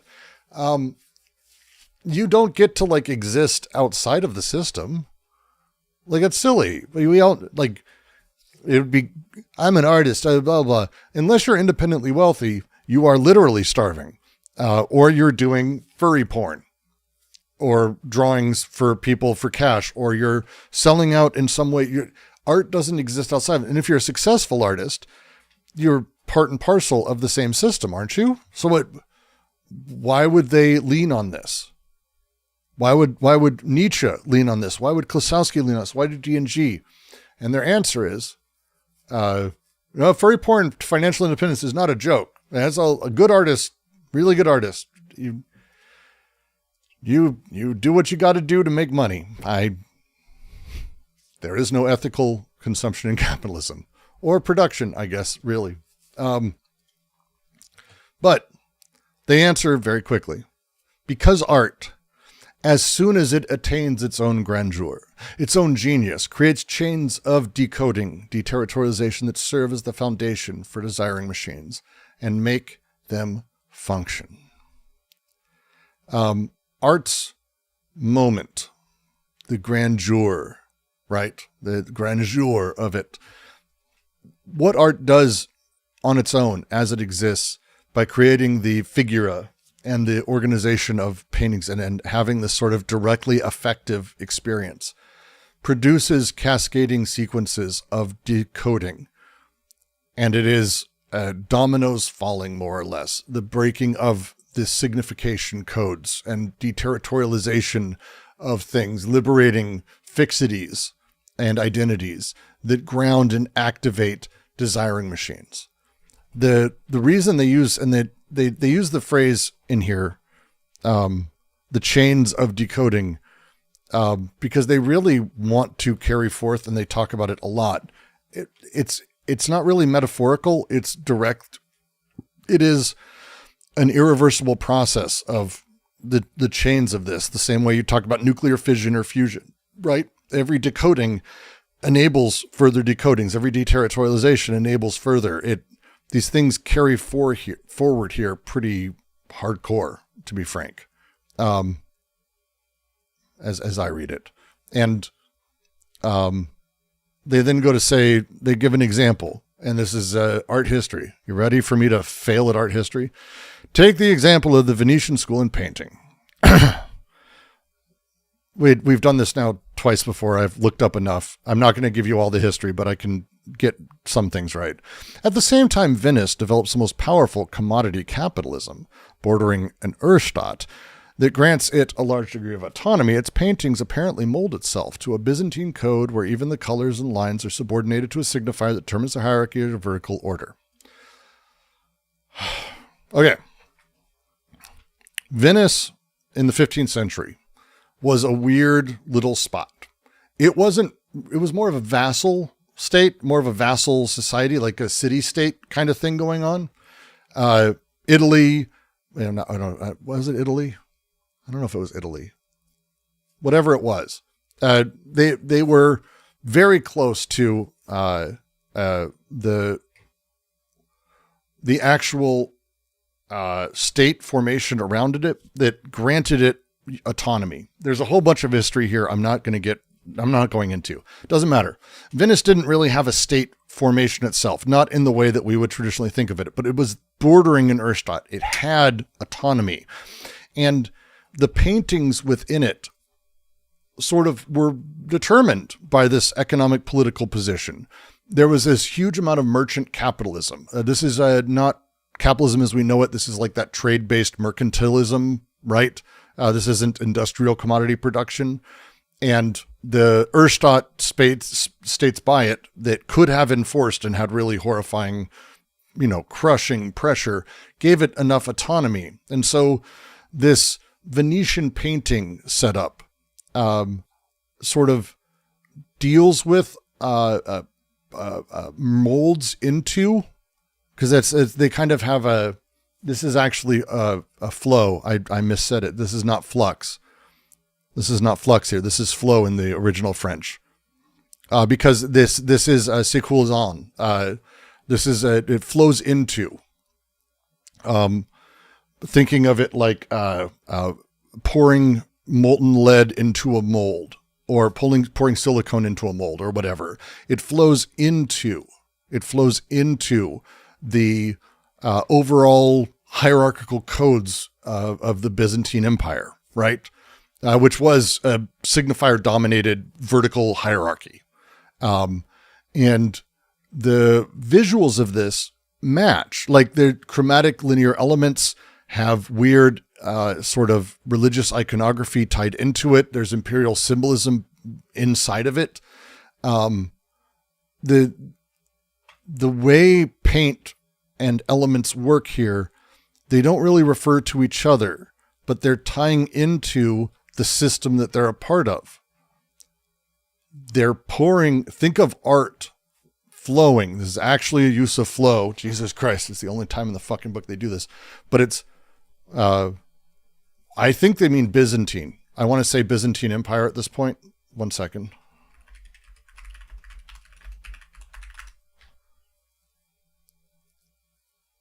Yeah, this is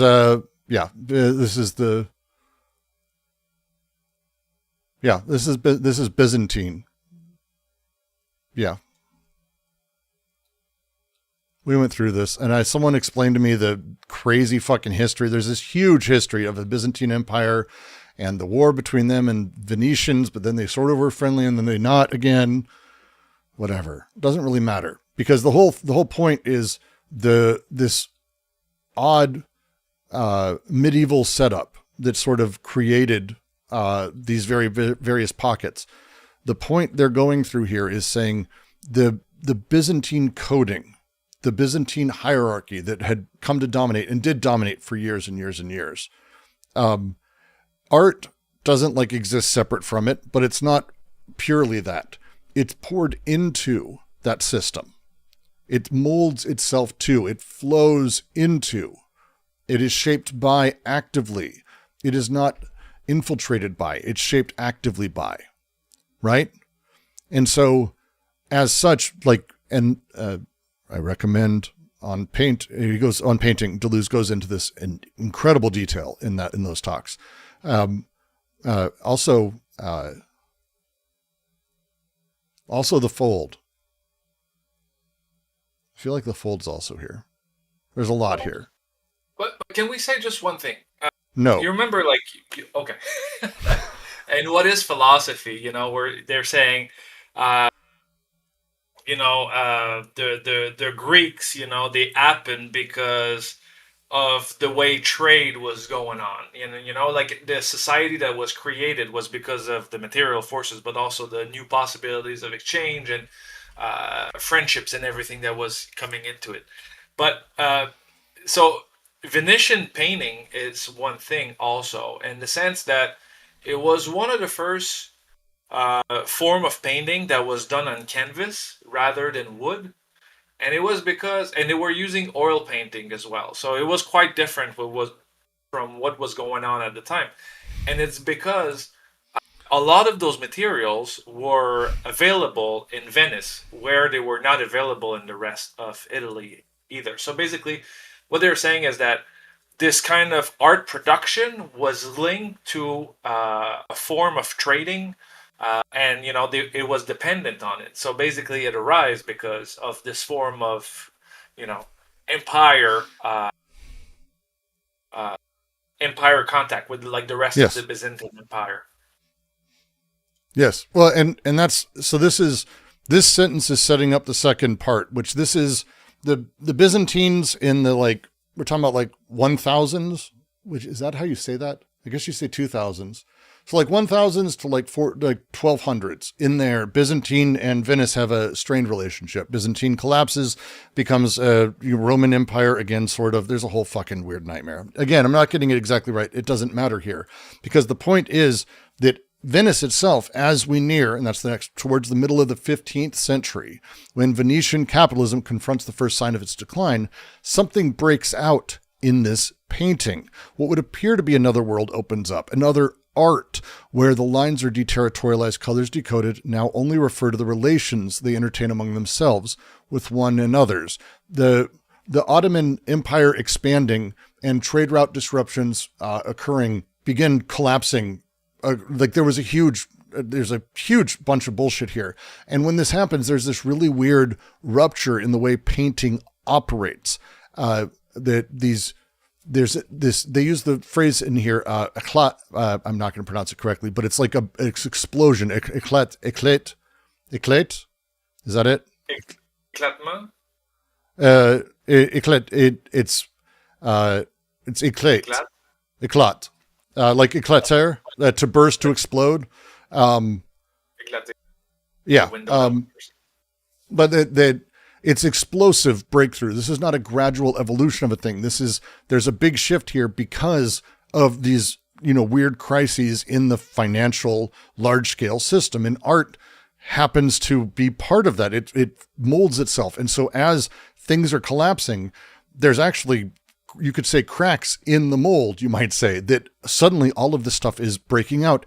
When he says there's another world, he's not being metaphorical. The painting at this point discovers this weird plane of composition. This is, the 15th century is where we start to see what becomes the sort of seeds of our understanding of art. Lines and colors are no longer the Byzantine thing where it's in service of God and subordinate to a signifier, but instead we actually start to see art as lines that relate to each other, colors to colors, lines to lines. The shift from transcendent code, from on high, say despotic signification, to an immanent relations that is, you might say, within, maybe capitalist. Oh boy, I wonder if anything else is happening around the turn of the 15th century that might say the beginning of actual capitalism. Oh look, that's the thing they're talking about. That's their point, is art is in this, and it plays differently. The Venetian, this is, again, all of this comes at once. The whole point for them is that the social field, the investments of the social field, these are the things that fall back on, but also enable. It's not all of this is purely bad. It's like, no, wait. As capitalism confronts its first systemic crises, painting as a thing begins escaping Byzantine codification. These things come together. That capitalism's decoding process, the dissolving of traditional codes, opens up space for an aesthetic process that actually exceeds capitalism's axiomatic. That's the thing we're underlying here that is going to be through the rest of this book that they're talking about. The economic crises doesn't cause artistic breakthroughs. That's not the setup. It's not causative. What it does is it creates the conditions whereupon painting, which is poured into the mold society gives it, can escape the old codes and not fully formed new territorializations. This is the play, this is the moment that is happening here. It's a moment that's happening here. Yes? Does that mean all great art is in the space of a place that is in decline but doesn't know it yet? as in like Nietzsche sort of talks about that, like, oh, can't give you a quote, but So the conspiracy, it's what Klosowski's quoting, I think is what you're talking about, is that same moment in Nietzsche where he's talking about the conspiracy of art and science and how they come together. The way to be thinking about it is we have the earth, this is why they go through the socius in chapter 3, and it's such a big deal to them, is the way the socius falls back on or controls desire and how it sort of co-opts it is incredibly important. And it's not something that is to be seen as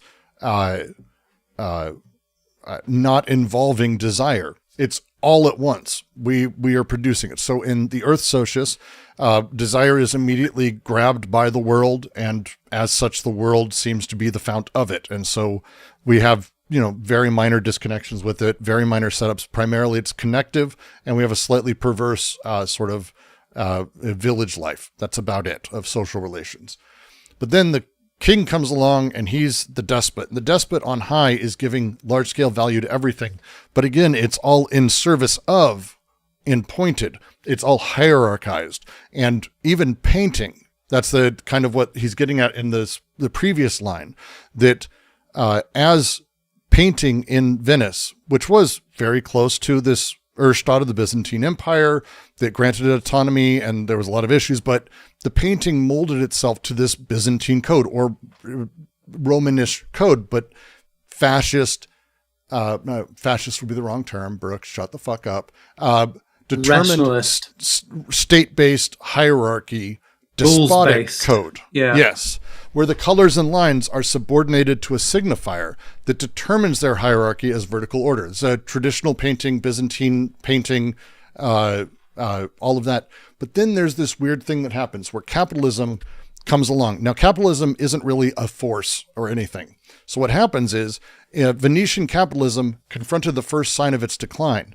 But Venetian capitalism was just market sort of mercantilism. It wasn't anything great, but there was a crash. And there was a lot of issues with supply chains around the Roman Empire and a few others. There was a bunch of these things. In this, there was formed, and there's books on this, like 15th century is when like perspectivism came about. And perspectivism, again, could be its own thing. This could be the new thing that sets all painting up. All painting is going to be this. That's the new thing we go through and we're going to set up for. And it's like, but wait. The economic crisis actually created conditions where painting is able to even escape that. It changed the relationality of art itself. Prior to this, everything was in service, and all those lines were in service of God, hierarchy, king, whatever. After that, it became about how art was related to itself, even in perspectivism. Perspectivism shows up, and it outside of the painting does not matter. It's almost irrelevant to the painting itself. Like everything is about the relationship that it's got. Oh, these lines are here because it's perspective. Oh, I see that these lines are larger because I'm looking at it in a certain perspective. It's perspectival inside of the window of the frame, right? But that means that in the frame is everything you need to see that painting. That's not Byzantine art. Byzantine art has an incredible history, but it is absolutely contextual in the larger scale of how it means and the hierarchy of where, like, everything outside of the painting mattered. This changed things. And so as such, perspectivism within a painting, well, wait, what's that? Where the lines are against lines, where we're able to compare itself, that removes symbolic assignments from outside of the painting entirely. Prior to this, gold meant divinity. Like, that was it. That was the overcoded setup. The king, it meant divinity. That's why they used gold. Blue meant heaven, the grandness. This is in French. This is why they were attached to it early on in French culture, but then of course that changed. But the whole point here is that there's this really weird thing of how perspectivism showed up, and suddenly the plane of composition, the plane of reference that they'll come to talk about in what is philosophy, suddenly it's about only self-referentiality. This is modernism showing up for the first time, where it's like the painting in the painting. And that kind of thing, I always go back to, oh my God, Brooks, what is the fucking painting? You moron. The ultimate perspective painting, Foucault goes over it in The Order of Things. Las Meninas. Thank you. God damn it. Which is much later. The only thing I'd push back on in this is actually you have the same, like they talk about the 15th century, then they jump forward to Tintoretto, who is, another 70 years later or more. Mm-hmm. And in the 16th, but you've already had that same thing happening on the other side of Europe, over in Bruges and in Ghent, which is quite incredible. And perspective painting arises in both of those places at almost exactly the same time, independently of each other. It's the same thing. You've got the Burgundies over in Flanders, and you've got the Venice Republic rising up. Interesting. I mean, that would make sense, actually, based on if we're talking about the conditions that create this, that would be extremely similar conditions, like very similar. They are almost the same freakishly conditions. Yeah. Freakishly very the same similar conditions. And they are both of the places are interconnected as well. Could you they didn't even have the internet. Trade. They didn't even have the internet. I'm sorry. Go ahead. That was a bad joke. But sorry. Could you connect the sciences back to this to perspectivism?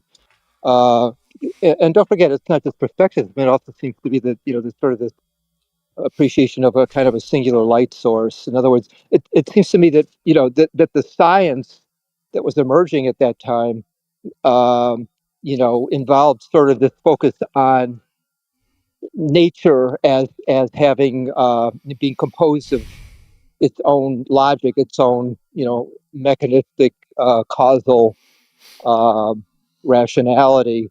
That so in other words, so it's a removal from the symbolic hierarchical structure you've been talking about, and you talk about it in favor of sort of the frame of the canvas is it, right? It's what's inside the frame. But what's inside the frame in terms of the influence or how the sciences were sort of involved here, it also seems to be in terms of sort of what's inside the frame is that the frame is now depicting this new notion of an inexplicable rule-bound nature. Right? It is still rule-bound. So real quick, just to mention, Josh's, you're so spot on. You're literally previewing 2 paragraphs from now where they say the same is said of science. They literally open a paragraph, 2 paragraphs. So you're spot on.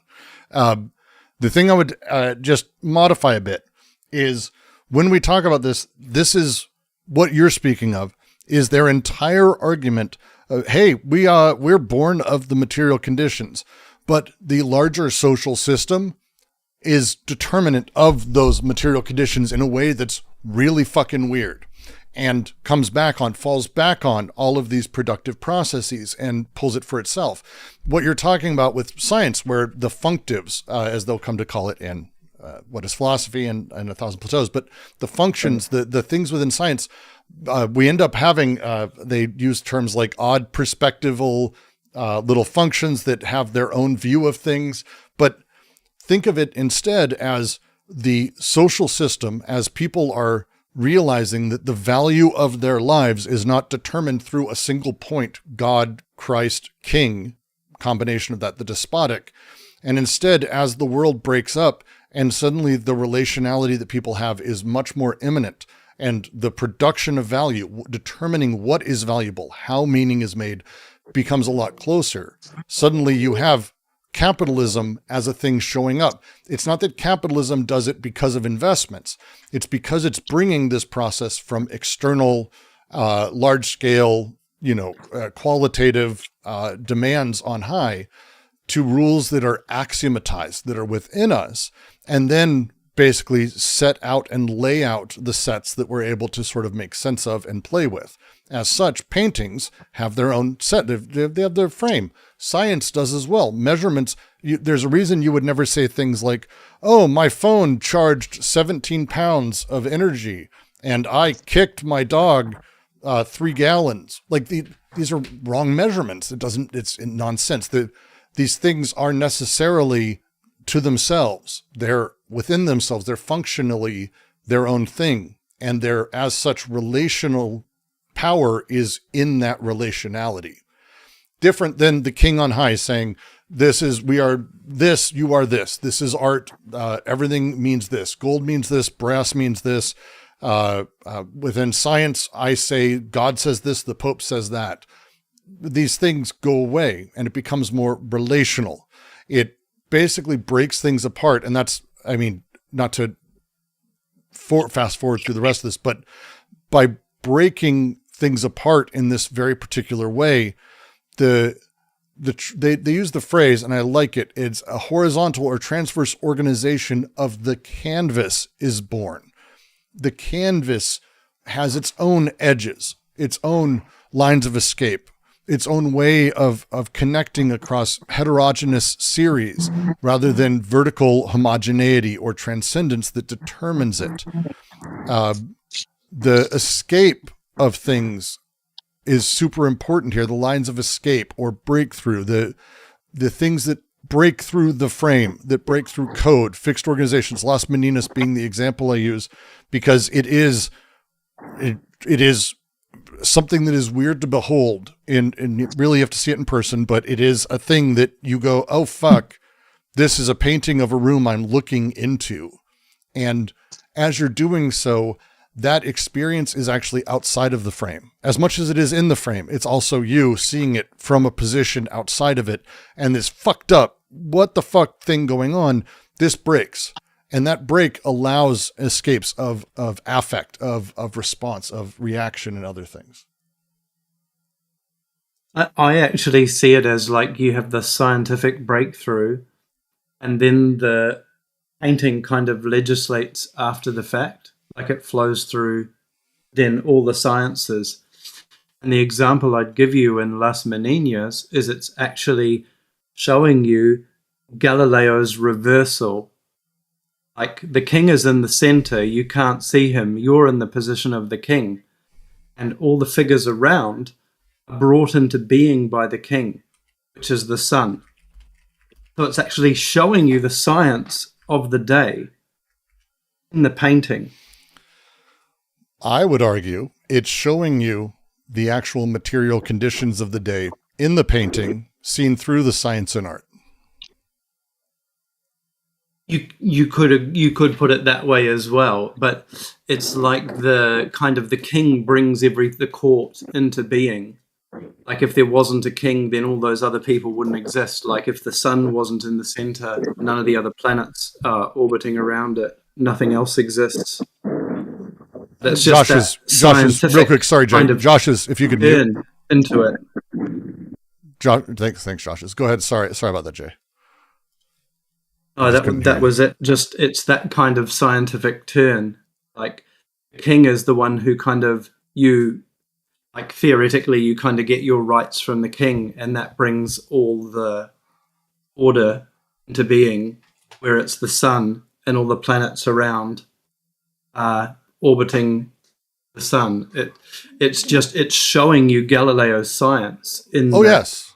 Oh no, and again, you can say these things came before, but the enabling of any of this, and this would be the paintings that actually came before Galileo in this. Like there's going to be a chain of causality we could chase, but at the same time, underneath it, what we're really talking about is the material conditions created by capitalism, because art and science achieved autonomy from those old codes faster than capitalism or another system could impose new axiomatics on it.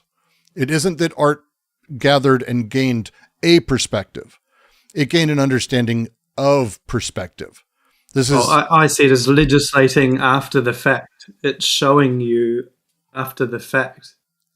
What is? Sorry, say again. If you it's legislating after the fact. Well, it's producing after the fact.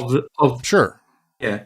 The material conditions had to come first. If you lived in that society, you couldn't read that piece of art unless you wouldn't get it unless you believed in that reversal in the sun-centric model. I have a bit of a disagreement here then. I mean, if you didn't, yes, that specific aspect, but the affective experience of the painting is one where you are looking in and are ostensibly the subject of the painting. That weird breaking of that fourth wall, that weird way that it is painted. There's a lot of details in there that you need to understand in order to get. They're more, I might call them riddles that if you know this, the code, you know how to get into the secret house kind of thing. What's the secret handshake kind of moment. But the overall experience is one of perspective that didn't exist in Byzantine art, for example, or in Venetian art prior to this break. And the break itself enabled the break of capitalism that showed up, that shattered traditional mercantilism, that created this sort of more imminent, specific existence. This enabled the material conditions for art and science to do what they're doing. And they begin working as they're doing breaking. Science broke this one first or this one, but then what they do is they then function in this way as desiring machines. They're not subjugated to sovereignty in the same way that they were prior to that, where art was in service of the king, and the meaning of the art was determined by on high. It was always this God level signifier, master signifier. No. Now it's deterritorialized. Now it's within the painting itself and deeply perspectival, you might say. And as such, there's this mutual amplification that causes these ruptures to continue and to build. But underneath it, it is because of the material conditions of capital that enable that. So is this the only thing I'll just say this really quick? The only thing I'll say really quickly is the perspectival change happens actually 200 years before Las Meninas is painted. Oh, sure. Yeah. Oh, sure. No, and it's not a thing that happens immediately. The explosion is the break. But Las Meninas is later. I use it as an example because it's more famous than if we were to go in. Like, people don't know Tintoretto. I know some people have already posted them in here, and it's very lovely. But like Roger posts specifically the shift of all of it and how it comes together, the movement from traditional Byzantine, here's what these colors mean, here's what the setup means, to a much more perspectival, odd, like knowing it exists or setup of painting itself that shifts. And that's the thing. Does that make sense, Jay? I have to post for you one picture in I'll post please. it in the thing. Please. It is because you have these interesting sort of arguments or debates, like where did the Renaissance start? This is Jan van Eyck, the altarpiece called the Lamsgod, and if you see Adam and Eve are sort of stepping out of the frames, and you could argue that this is the first one that really, this is like the watershed moment in European art. It's amazing to see. I love this shit. I adore this shit so much. But you've got that exact same thing is happening over in Flanders as it is in Venice. But those cities, like we historians draw a kind of false divide between the south and the north, when there's this kind of effect where art from the north, what they call the Netherlandish or Flemish primitives, goes across to Italy, influences the Italian art, and then some of the Italian ideas drift back, and that influences the later Dutch art. So there's like this constant backwards and forwards between, because they're interconnected by trade, by shipping. Well, and with that, they're interconnected with the crises that come. Right? Like they're the crises that come about because of how this shipping begins moving beyond just general state-based or simplistic sort of top-down governance or traditional Erstat at the time. And you would know more than this. I'm actually asking out loud. So this is, if I say like I'm making a statement, I'm more just rambling for a second to see if you can go, no, that's stupid or whatever. But the breakdown of that hyper-traditionalist top-down system was absolutely happening in both places. And you started to see a more, I don't want to say decentralized because that's a buzzword, but my brain can't stop it. But you started to see a reaction to that breakdown. And with that break, you see these art movements make their move. Bruges like came from, and correct me if I'm generally wrong on this, but it's like super Gothic, like a very idealized setup, but they moved towards a really odd realism with a really odd, like a striking realism. See, Am I wrong on that? It's so hard to say this, but I see the Italian as the rational, rules-based, like we just talked about Venice and the lines down. Yeah. And I see the North as the rhizomatic in my particular view of art. Yeah. Prior to this, I'm talking about prior to the break. So like Van Eyck, you mentioned Van Eyck here, for example, which is, I mean, the detail. I see this. If you know classicist architecture, it's all set on rules. Like there are certain proportions and ratios. Yes. Like the capital of the column head has to be, if the capital head is this high, and the column must be this wide, it must be. Yes. But there's a difference. The figure in the painting, their head must be 1/7 of their body height. That's a ratio. That's the Italian but way. It's a right, and that's in post the north. break. In the north, it was not like that. It was more. The characters look kind of more cartoonish, but the color breakthrough happens really over in the north, and then that color breakthrough, like in this painting, Lamsgaard, goes back over to Italy, and well. In Venice, in both of these areas, because they're shipping areas, all the paintings, like this altarpiece, is painted on board. But because they're both linen producing or cloth producing areas, they then begin painting on canvas. And that happens in Venice first, and then it sort of spreads around. But that material condition is there in both of the places. They're both shipping countries, and their wealth, their prosperity is really tied to the sea. Later on in the late 16th, if you've ever heard of Vasari writes a book called The Lives. You might have heard of the mannerism in art, which is something that appears.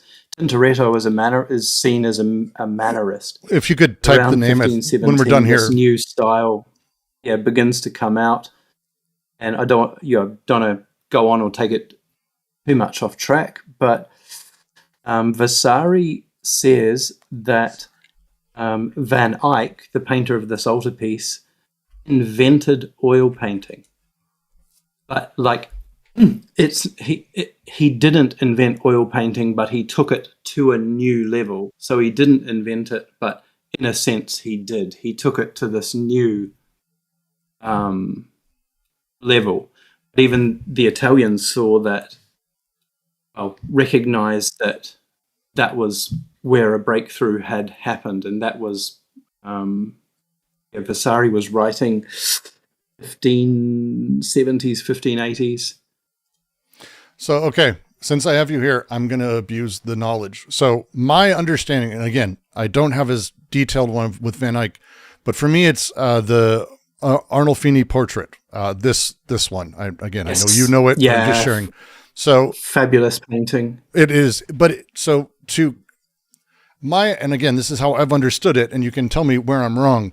But when we've got the Venetians, and you're talking about the Venetians going like, hey, these are the ratios of things. Again, this perspectivism that took hold there that they're referencing here, I think is spot on with that. That's how I understand it. They understood ratios of things and like all of that setup, and that carried for many, many years. But Van Eyck and what was happening in Bruges, I can't, every time I say that, my brain, the movie, what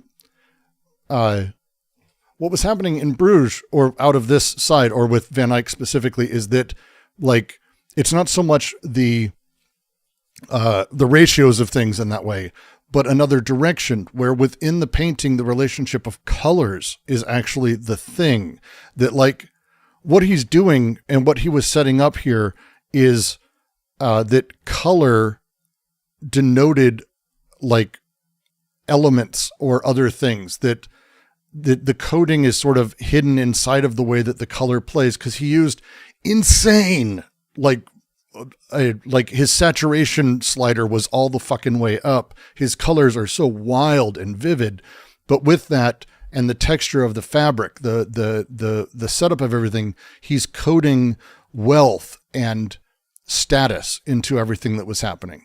Am I off on that? Because that's how again, it's within the painting. Absolutely. This is a very wealthy couple. And if you can imagine the scene is important as well, in that there's the bedroom there, and in the kind of earlier period, your guests would kind of sleep in the same bed as you. This is more in the 1200s, 1300s, but there's so much in this the dog. But if you have a look on the painting there, you'll see the Arnolfini, the merchant, on the right. Mm-hmm. This is kind of like a wedding portrait, but you'll see the candles on his side are lit, and the candles on his wife's side are extinguished. And it's showing you that this is actually, sadly, his wife has tragically passed away, and this is like a memento mori. Do you see the candles extinguished on the right? No, I'm following, and I'm fascinated by this because again, it's. So then I would ask because if you imagine also in that century, clothing becomes much more elaborate and advances, and it is a symbol of status. Even in this is a weird one, but even in the Roman Empire, the main trade was cloth, fabric. And then over in this area in Flanders, they were weaving wool and then trading it with Italy. Mm-hmm. And they would buy the wool from England. It's like, I don't want to go into that too much, but so clothing just is to mention, a huge signifier of wealth. Well, the reason I ended up going deep in Van Eyck is because of Las Meninas, and someone pointed out that there's this weird thing that happens to be in this painting that is, lo and behold, it's actually you being able to see yourself in a reflection. Weird sort of mirror play. Is there on the back wall as well. Yeah. So he does that thing. It's again the breaking of the fourth. So, but more to my question, because this is fascinating. Cultures, setup, resources, all of the things, the material conditions of all this, the specificity of location and material conditions, I still see and understand their point, even with Van Eyck, even with all of this, because even though there is an understanding of these different things outside of it, like a cultural experience, the painting, as you're saying, is still self-referential. The colors against other colors, the angle, the characters in relation to each other or relation to the objects within it, and the affective experience of that. That's very different than the traditional paintings that came prior to these breaks. And again, I'm not being too specific, but just these breaks. That it shifted who is the painting in service of.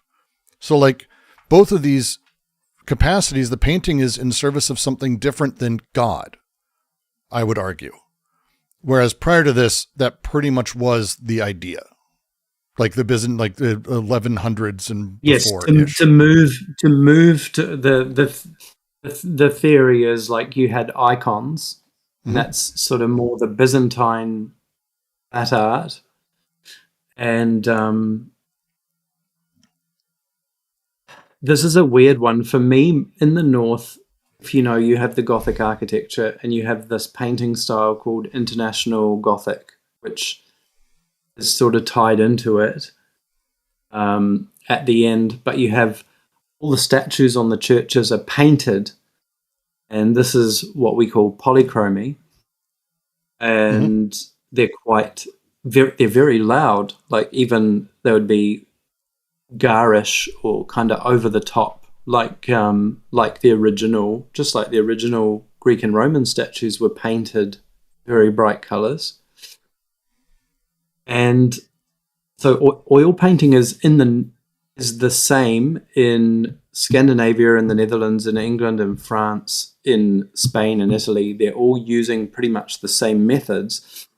You have all these painted statues, and you have frescoes on the wall, and then there's a kind of weird thing where it's like this plasticity where it goes from the statues to the wall. It's hard to say whether the statues are painted first or whether the walls are painted first. And many in the older ancient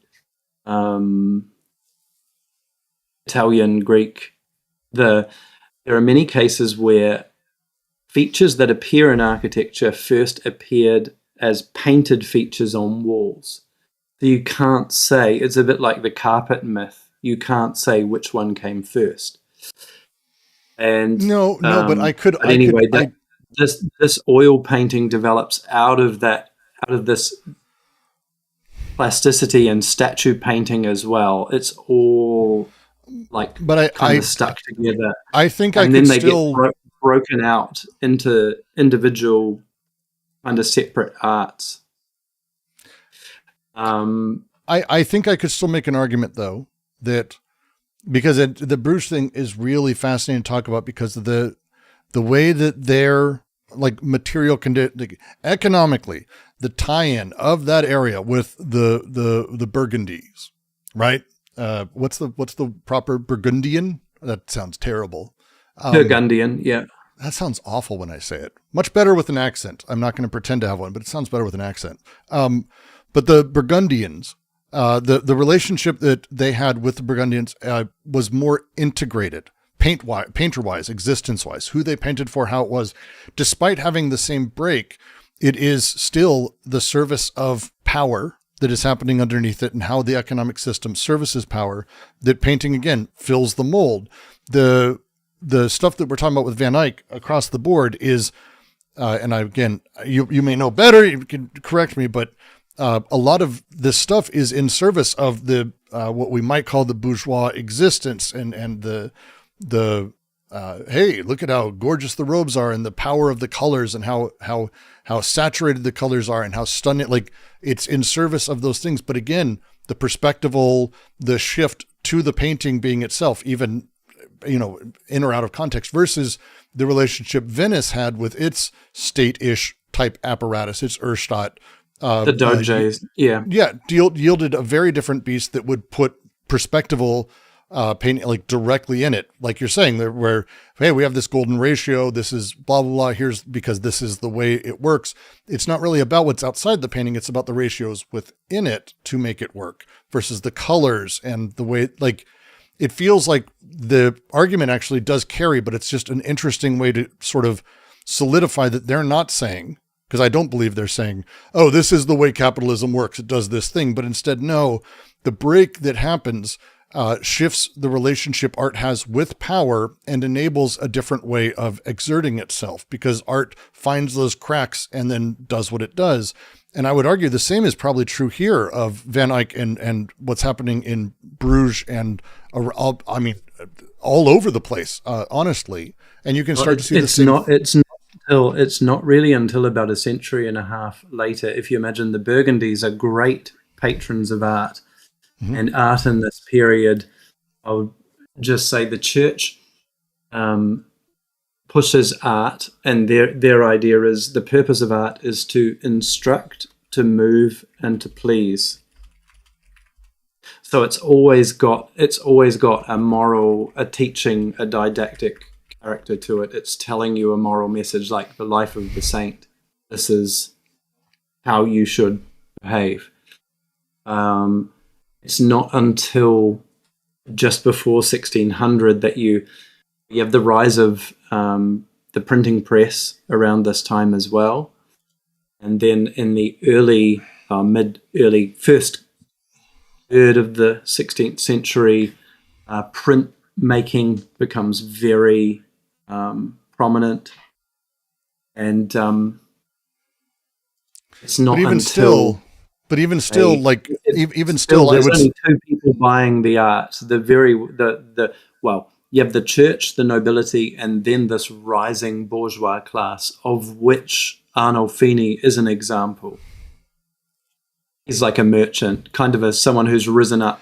Right. Well, wouldn't that be an argument that we're talking about the privatization? We're talking about the privatization then, and the shift, especially with the Flemish, as you start seeing sacred objects being put into homes and away from the church. And again, with Van Eyck, you're seeing the sacred objects there. People always wanted to immortalize members of their family. So family portraits are like the thing. Oh, yeah. And like you have a family genealogy or a family album. So. But it's quite a bit later that you get this open art market, around maybe the 1580s at a stretch is when it really starts. About 130 years after this, just to put a. Oh no, and again, it's for the Venetians too. Like they're being broad with their timeline here because they're talking through sort of. The break that happens and how art is sitting there in science as well, that the process of art, the creation itself of art, the creation of science, this is going to be their argument, is like once it's enabled, and art is enabled with the break that happens here, once it's no longer fully captured and controlled by the despotic and it has a crack to come out through, there's no stop, like it's going to continue doing so. There's a leak that cannot be sort of set up that pushes in a very particular horizontal transverse organization with lines of escape or breakthrough. And that's the push they're making, because they, as they say, just to continue a little bit, and sorry, this has been, by the way, wonderful. Can you relate the rhizome to this? And I'll just explain for LJ, who's asked a question on there. If you imagine when you're an artisan in Italy, in the East, and you're instructed to build a building, there's a certain ratio, and you must build, the capital head must be this high, and then the column must be this wide. There's a difference in Northern Europe in the Gothic architecture, which I see as rhizomatic, is that the master builder would arrive, he would set down a plan for the Gothic church or cathedral, workers would converge, and the master builder would say, okay, I want a gargoyle there. And the craftsman, the workman, would have a complete, like, open palette to the gargoyle came completely from their imagination. That's something completely different from the Eastern art, which is based on a set of rules, and it must be this way, it must be this high, it must be this ratio. So the Gothic is a rhizomatic style. And it's the same. The glassmaker would come along and create glass windows, and they would be completely unique. to a ratio, not bound by this set of rules. That's how I see the rhizomatic versus the rational. And of course, you can see that differently, but that's just sort of my personal view of it, having read the history. And it's a little different as I see it, because for me, Gothic, and it is beautiful, but it is exceptionally hierarchical. There's a verticality to the Gothic tradition that is about the specific overcoding of how arches thrust to God, height being a signifier or pointing up, like the angles of everything. There are two drives, a vertical drive and a horizontal drive. Right, and, but the horizontal dimension of like how they have the aisles of things, how they have the chapels set up. It pulls you around lateral through the church. Yeah, it still is very much not rhizomatic in that sense, because it is sort of semi-determined in that the way that it goes. So cities grow. Well, it's also not to say that Gothic isn't a rational architecture, because it is in a way, in that it is the isolation of pressure at certain points and then supporting these main points of pressure only at those. That's how they were able to build these thin skeletal frames with huge glass windows. It was like a... Yeah, but the spire had to be seen from everywhere in town, right? Like there was like that kind of shit, like puts it in a pretty much a... But there's a certain thing about thresholds and approaches, and that there's something about seeing that they're built for pilgrimage. So the idea is you see the cathedral and you walk towards it, and it comes into your view as you're walking towards it. I mean, again, it's like a fixed point. Well, there's a lot of things that we can talk about. Any specific part of a thing can become rhizomatic. So if we were to talk about, I don't know. Many of them, the spires were not built on until much later. Like a Gothic architecture is very organic, and parts of the churches were built at different times. Right, but as they were built and each version of it, they had theological symbols placed into them that subordinated them necessarily to the larger transcendent signifier that they were part of. Like it was, even though each part was more organic as each one was made, it wasn't like they went, hey, here's big giant fucking Gothic cathedral. They went, oh, we're going to build a little bit, then build more, but every part of it was always in service of, it was always coded in a particular way. It could be done, like each of these elements could seem autonomous. Absolutely. It's like all these elements create a complete whole. Right. Yeah. So this is for me, it's like, again, it's how I understand, generally speaking, when we talk about the rhizomatic, sort of as we're set up. If we were to talk about things being necessarily heterogeneous and acentered, I've never seen a Gothic cathedral in any capacity that was heterogeneous or acentered. They're always, points are always pointing. People are always angled in certain directions. They're centered around a single sacred altar or center element. There is a graduated, and again, I haven't been in a ton, so if there are examples counter to this, please, dear God, send them to me. But there's always like what would be your example of a rhizomatic building? That's a fascinating question. I don't know. I actually don't know, and I probably should have an answer to that, but I don't.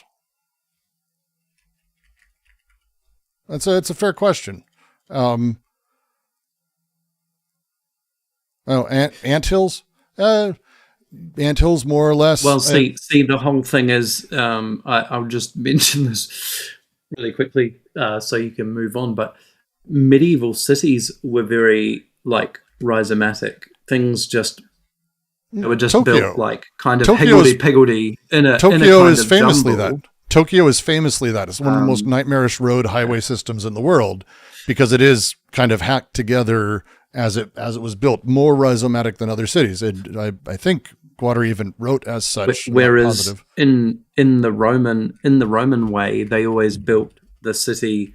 The temple is always on the hill, and then you have like a north-south main road and an east-west main road called the Cardo and the Decumanus, and they like have a lot of order, while the northern cities didn't. It's only until later you have a guy called Alberti who writes about. He's the first sort of person who writes about how cities should be. This is in the late 1400s in Florence, writing on how a city should be ordered. Well, I think I'd ask first then, in any of these cathedrals, because as you said, they had the head guy, and there's my brain is screaming at me that there's a wonderful book I read a couple of years ago. They mentioned it, I think, in here, and I think Braudel also talks about it, along the lines of the idea that once upon a time, people would actually make buildings, and they would do it by being a great, I want to say it's Foucault, who I can't remember exactly where, though. I feel so stupid suddenly. This is a great discussion. Thank you, by the way. People would be the brick maker, and they'd be great at making bricks, but they wouldn't be like all the other things. Someone would say, I need 90 bricks, and they'd break bricks. Other people would then take those bricks and be like, oh, I'm a brick placer. And they put stuff as they need to in order to complete the plans. There wouldn't be these large scale architectural diagrams like we have now, where supposedly this architect who's a master of nothing somehow is a master of every single material that exists, as well as their physical properties and everything. So once upon a time, there was a guy who'd go, hey, I need these things here. And they go, yeah, you can't do that. I'm an arch maker. That arch will fall down. So I'm going to make an arch different. And it would end up in a different place.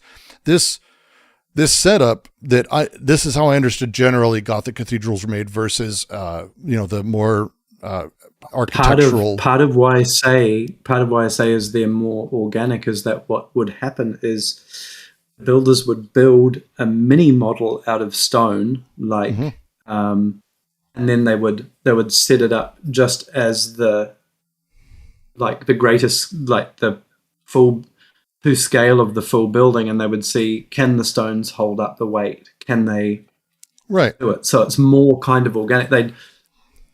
It's more a bit like Lego. But then my question would be, but this would be my question then, is during that process, if they've got the arch guy or someone else comes in, and actually what he does is he builds a bedroom. Like he builds what is a tiny little room they'd go, no, that's not it. We're building a cathedral here. What the fuck is wrong with you? That then makes it non-rhizomatic. It's built to a purpose and to a form from the get-go, even if it's not specifically that each rock placing person is aware of the final form. They're still under the orders and control because they need to know, oh, I need to place this in a certain way. If someone just came in and they just not pushed a rock on the ground and then walked and dropped another randomly, this is in service to nothing. So that would be the rhizomatic process, would be just as it happens where they're at, not having someone on high saying the rest of it. That's the difference between a rhizomatic or a...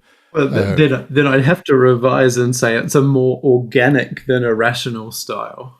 I would say 100%. Actually, yeah. I think organic would be a phenomenal term for it because as we talk about the body without organs, and I've gone with Dan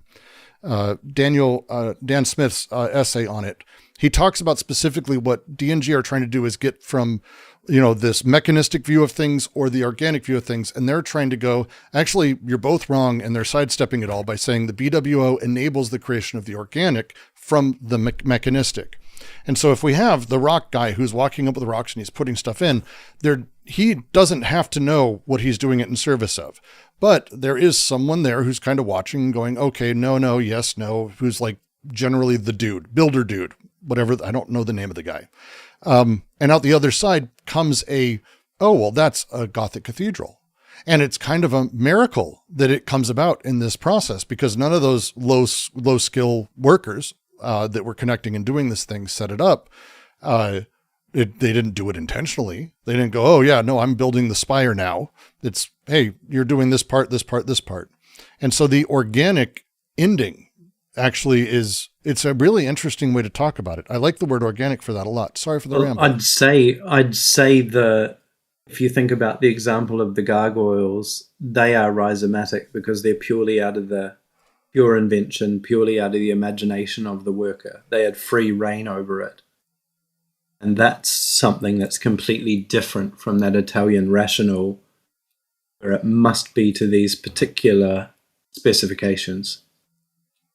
Yeah. Obviously, the gargoyle would still have to be at a certain weight to... What would happen is workers would converge on a city. If you imagine medieval cities, a lot of them were built out of wood. There would always be fires, constant problem.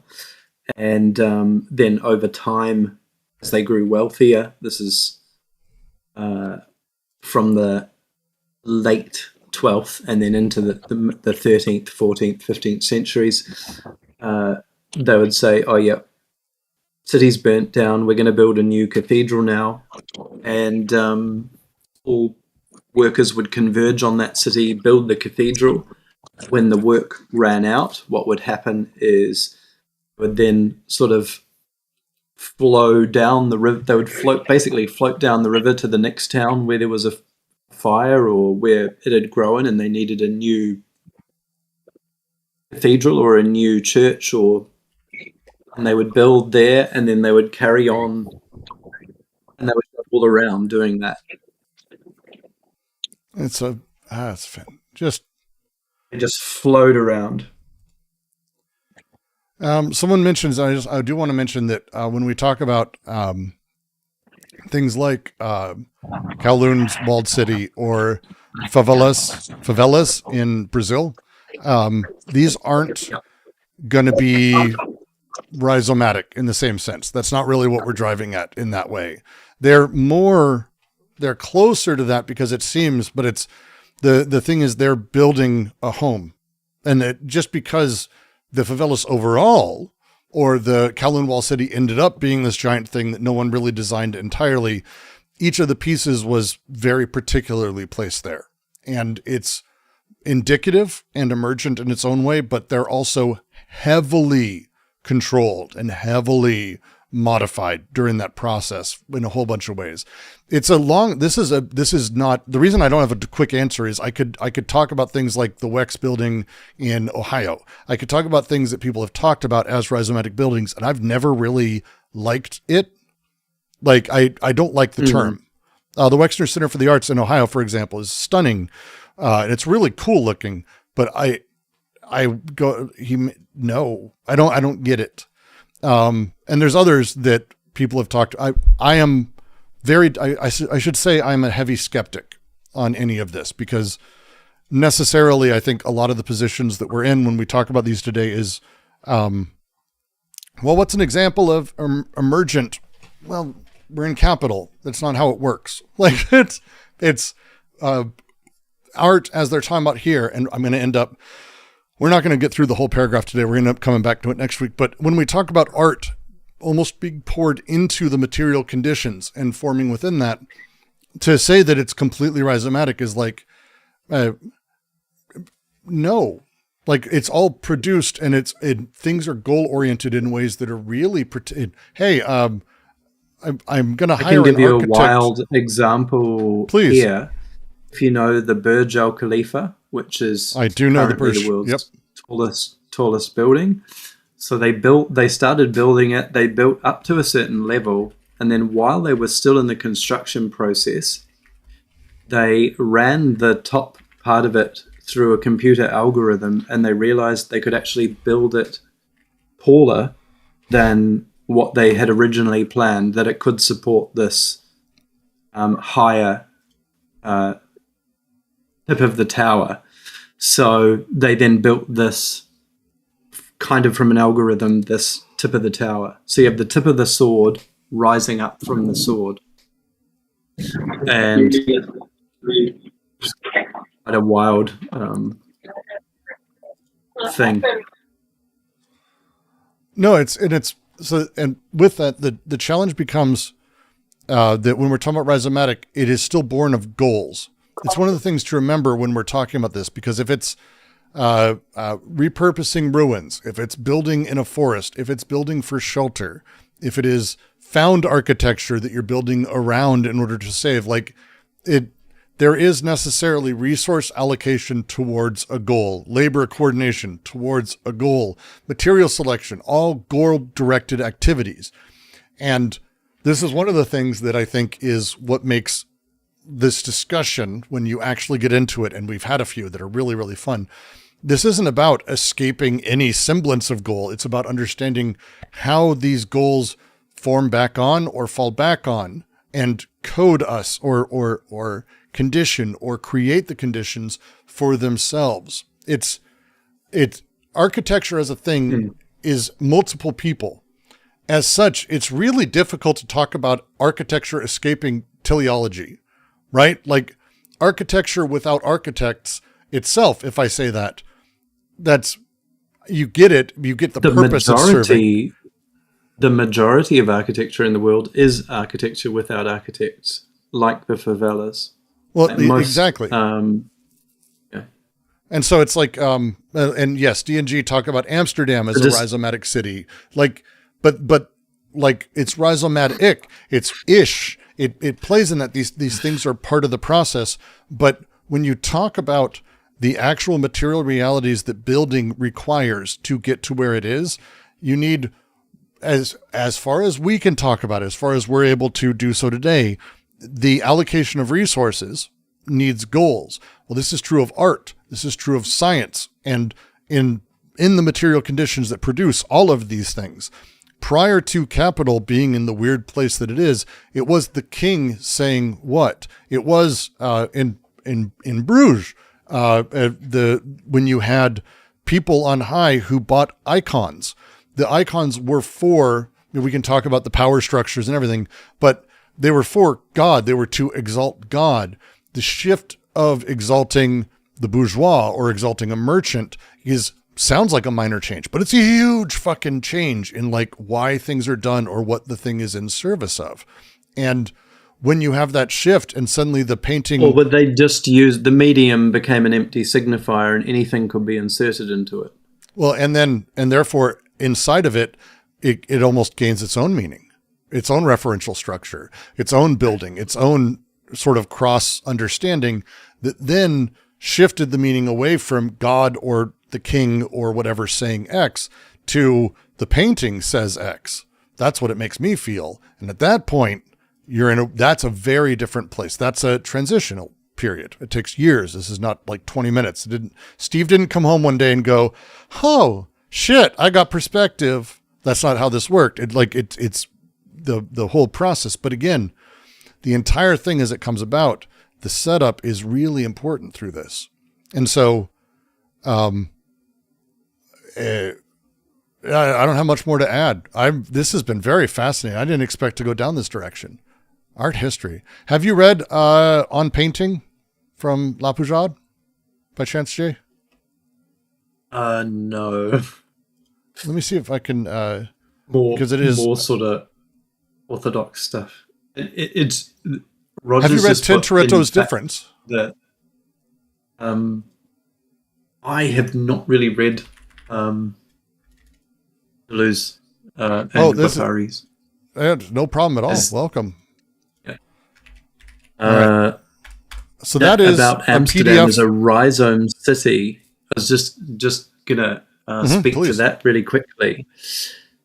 If you can imagine, Amsterdam was just a collection of farms. It was really like a village, like not even a village, when there were other bigger cities around. And there was a great flood that changed the geography so much that then Amsterdam became connected to the sea, and it began this sort of meteoric rise. The city was very planned, and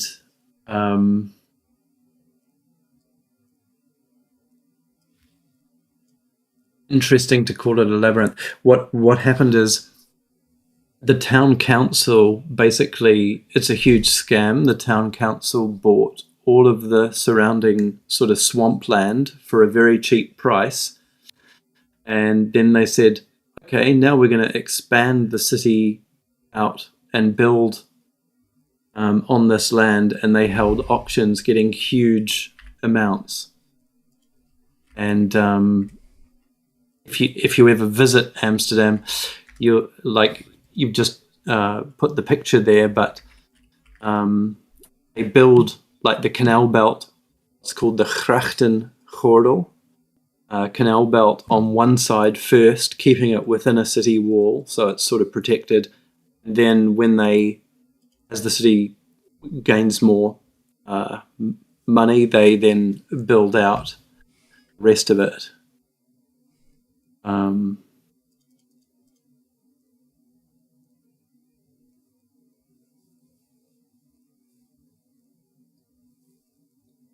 But it is very, it was very carefully planned by the town council. So it's interesting to see that described as rhizome city, but maybe the rhizomatic element is that it appeared kind of so suddenly and it just grew into this massive city. There's a fantastic very book quickly on Japan's. Go ahead. Just mention, like if you imagine around 1575, the population of Amsterdam is around 15,000, 17,500 people. And then I think by 1600, it already hits 100,000 people. It just grows so exponentially in such a short time. Someone is commenting. You can't really wrap your head around it. One sec. I want to make sure I get this title. Someone is saying they did work their ass off for that. They literally took land from the sea, to be fair. Which is probably fair.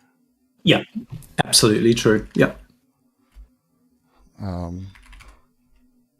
They had a lot of experience in that. Why is this? I know I have this book. I know I have it on PDF and I can't find it right now. It's called Emergent Tokyo, Designing the Spontaneous City. I'm just going to post the Amazon link because I can't find a PDF. I will find it somehow. Yeah, no, if you can, I bought a physical copy because it is filled with diagrams. It's some of the best I'm a sucker for good diagram work, and it's amazing. Like this guy goes through and like basically breaks down how alleyways operate, and specific types of buildings, like multi-tenant versus others. Like it's wild, and it's really incredible because it's about how this sort of accident happened, and it's to understand Tokyo. It's really incredible. It's really awesome. Worth reading, just to mention. But I also shared two others on painting and Tendero's difference, Jay. One, you'll love On Painting. On Painting is just super fun. On Painting is super fun, and Deleuze is, like, at minimum, even if you disagree, it is the kind of thing that, like, he punches ideas in a way that make your brain go, oh. Just to read a bit. There are letters in which Cezanne writes, with some apprehension, instead of assuring their intersection, the planes fall atop one another. Understand this isn't a question of perspective, because painting has nothing to do with perspective. It's a meaningless concept. Perspective is only one possible response to the sole pictorial problem that can be posed pictorially.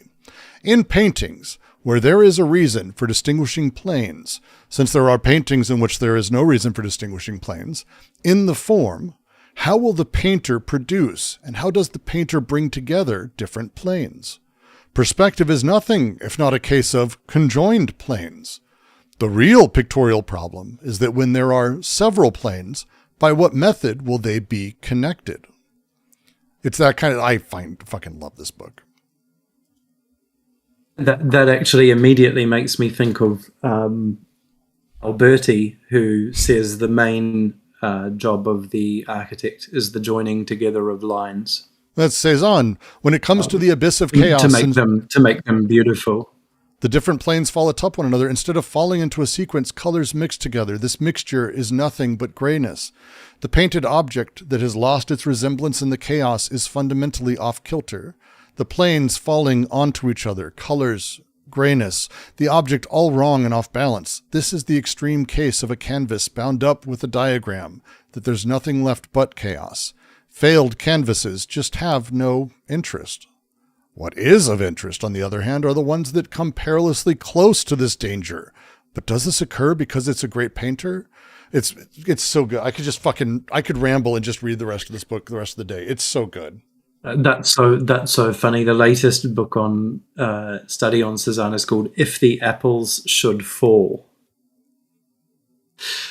I don't want to go back, but I asked to go back to Amsterdam for a sec. Do you mind? Please. Go on. Okay, so in the Thousand Plateau, I know we're not supposed to talk about it in this channel, but here we go.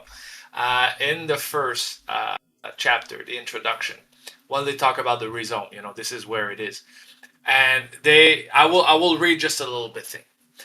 To be rhizomorphous is to produce stems and filament that seems to be roots, or better yet, connect with them by penetrating the trunk, but put them to strange new uses. We're tired of trees. We should stop believing in trees, roots, and radicals. They've made us suffer too much. All of arborescent culture is founded upon them, from biology to linguistic. Nothing is beautiful or loving or political aside from underground stems and aerial roots, adventitious growth, and rhizomes. Amsterdam, a city entirely without roots, a rhizome city with its stems, canals, where utility connects with the greatest folly in relation to a commercial war machine. So this is why they're using this. So they're saying, there's no root because it's connected to the sea, it's connected to capital straight up, and then it expands. So basically there's like an underground or underworld kind of logic to it, and it just keeps popping, and the city is expanding like ginger would expand in a pot. So basically they're using, the rhizome. I get it. Yeah, it's not the metaphor kind of thing, but it's how it keeps springing up, and they add more canals, like little rivers, and like the city, but they add those little structures, and then dwellings start popping up as it goes, and it just expands like this, and it still resembles the same structure as it expands. So you can see, like, for the other people here, we posted some maps. There's the oldest Amsterdam map, and you can see like how it started and then how it expanded into this kind of like adding circles more and more to the city as it becomes bigger. So it's not planned like New York. New York was like pre-planned. They actually came, they divided the whole territory. The whole thing is, but it's like, how do you say this? In French, it's called a canton. It's, when you divide, canton, it's the Anglo-Saxon way of dividing the territory. So you just like, create the little space and then add another one, and it's creating squares. So the Anglo-Saxon way of doing a city would be like, vertical lines or horizontal lines onto the map, and they would create the city according to the map. But Amsterdam is different. Amsterdam, the map was the result of what was going on. So they just kept adding, and then you had to redo the map as like stuff was coming into the body. I'll mention another thing. This, I don't know if this is a Jan van Deventer map, but the Habsburgs sent or hired cartographers to map the whole country, to know the strengths and weaknesses so they could subjugate in the case of a rebellion. And then later on built the citadels. So you don't see it in this map. It doesn't have, later on around 1600, the European cities begin to build star forts to protect. And you'll see, if you look up in the first map of Amsterdam, if you see the furthest line, which is a little bit wavy near the bottom. So that is a kind of, that's called a single, that's the defensive canal, or defensive moat around the city. And that's like a star fort style defense line, or stelling. And what was the other thing?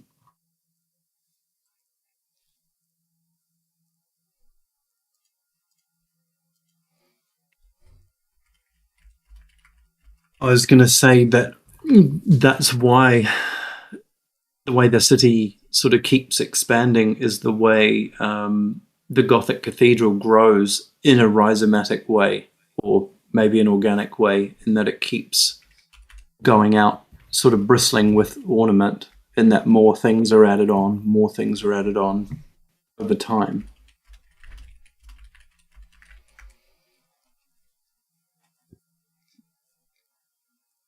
Well, and then the spires added later. It just keeps going. My brain's died.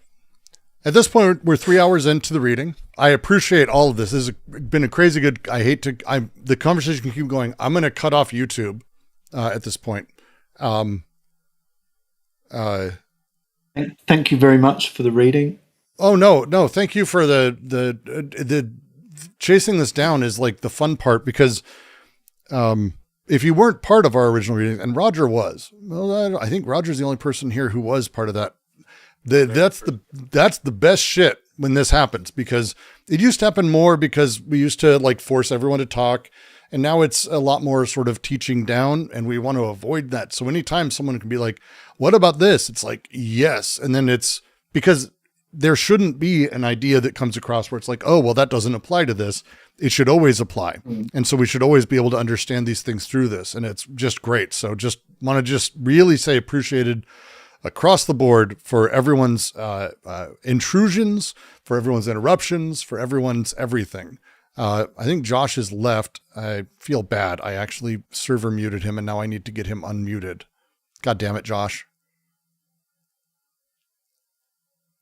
One sec. Let me see if I can find him, because I need to do this before I stop. Otherwise, no one will do this. And then like everyone will be a dick forever. It'll feel terrible. Josh is. Poor Josh, you broke his heart.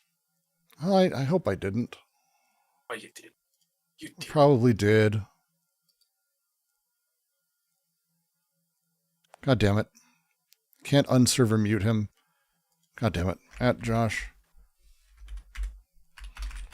Server mute you. Sorry.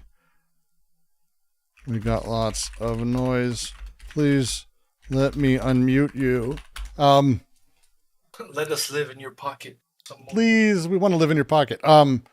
Listen, I'm going to let the conversation continue. I just need to stop the YouTube because it'll just continue going on. For those of you on YouTube who want to know more, please absolutely join the Discord, especially you, Vrixton. Vrixton's got a fucking big deal. He's asking about Chapter 3, and he's asking in the YouTube chat about Chapter 3 of Anti-Oedipus, and I'm telling him, hey, there's a big server. You can come and go, hey, and ask a question, and you'll get too much help. You can join the Discord, discord.gg/DGQC. Of course, you can also support patreon.com/DGQC. Otherwise, be watching this space. We're going to be doing a Klosowski on Thursday. We've got a bunch more readings all the time. And I feel like we're going to be doing an art one here pretty soon. I've got to do a stream or two on painting, because this has become like One of my favorite, I really like Deleuze's take on aesthetics, and this is a very different world. And on screen, this is a chapter. This is one of the many chapters of this Anti-Oedipus book that you guys know. So it's a lot, to say the least. But otherwise, thank you guys, and YouTube. I'm going to see if I can send you off somewhere. Sorry, everyone. I'll be done in just a second, I promise. Oh, Sunday's live. Good. We'll go send everyone over there. That'll work good. Bye.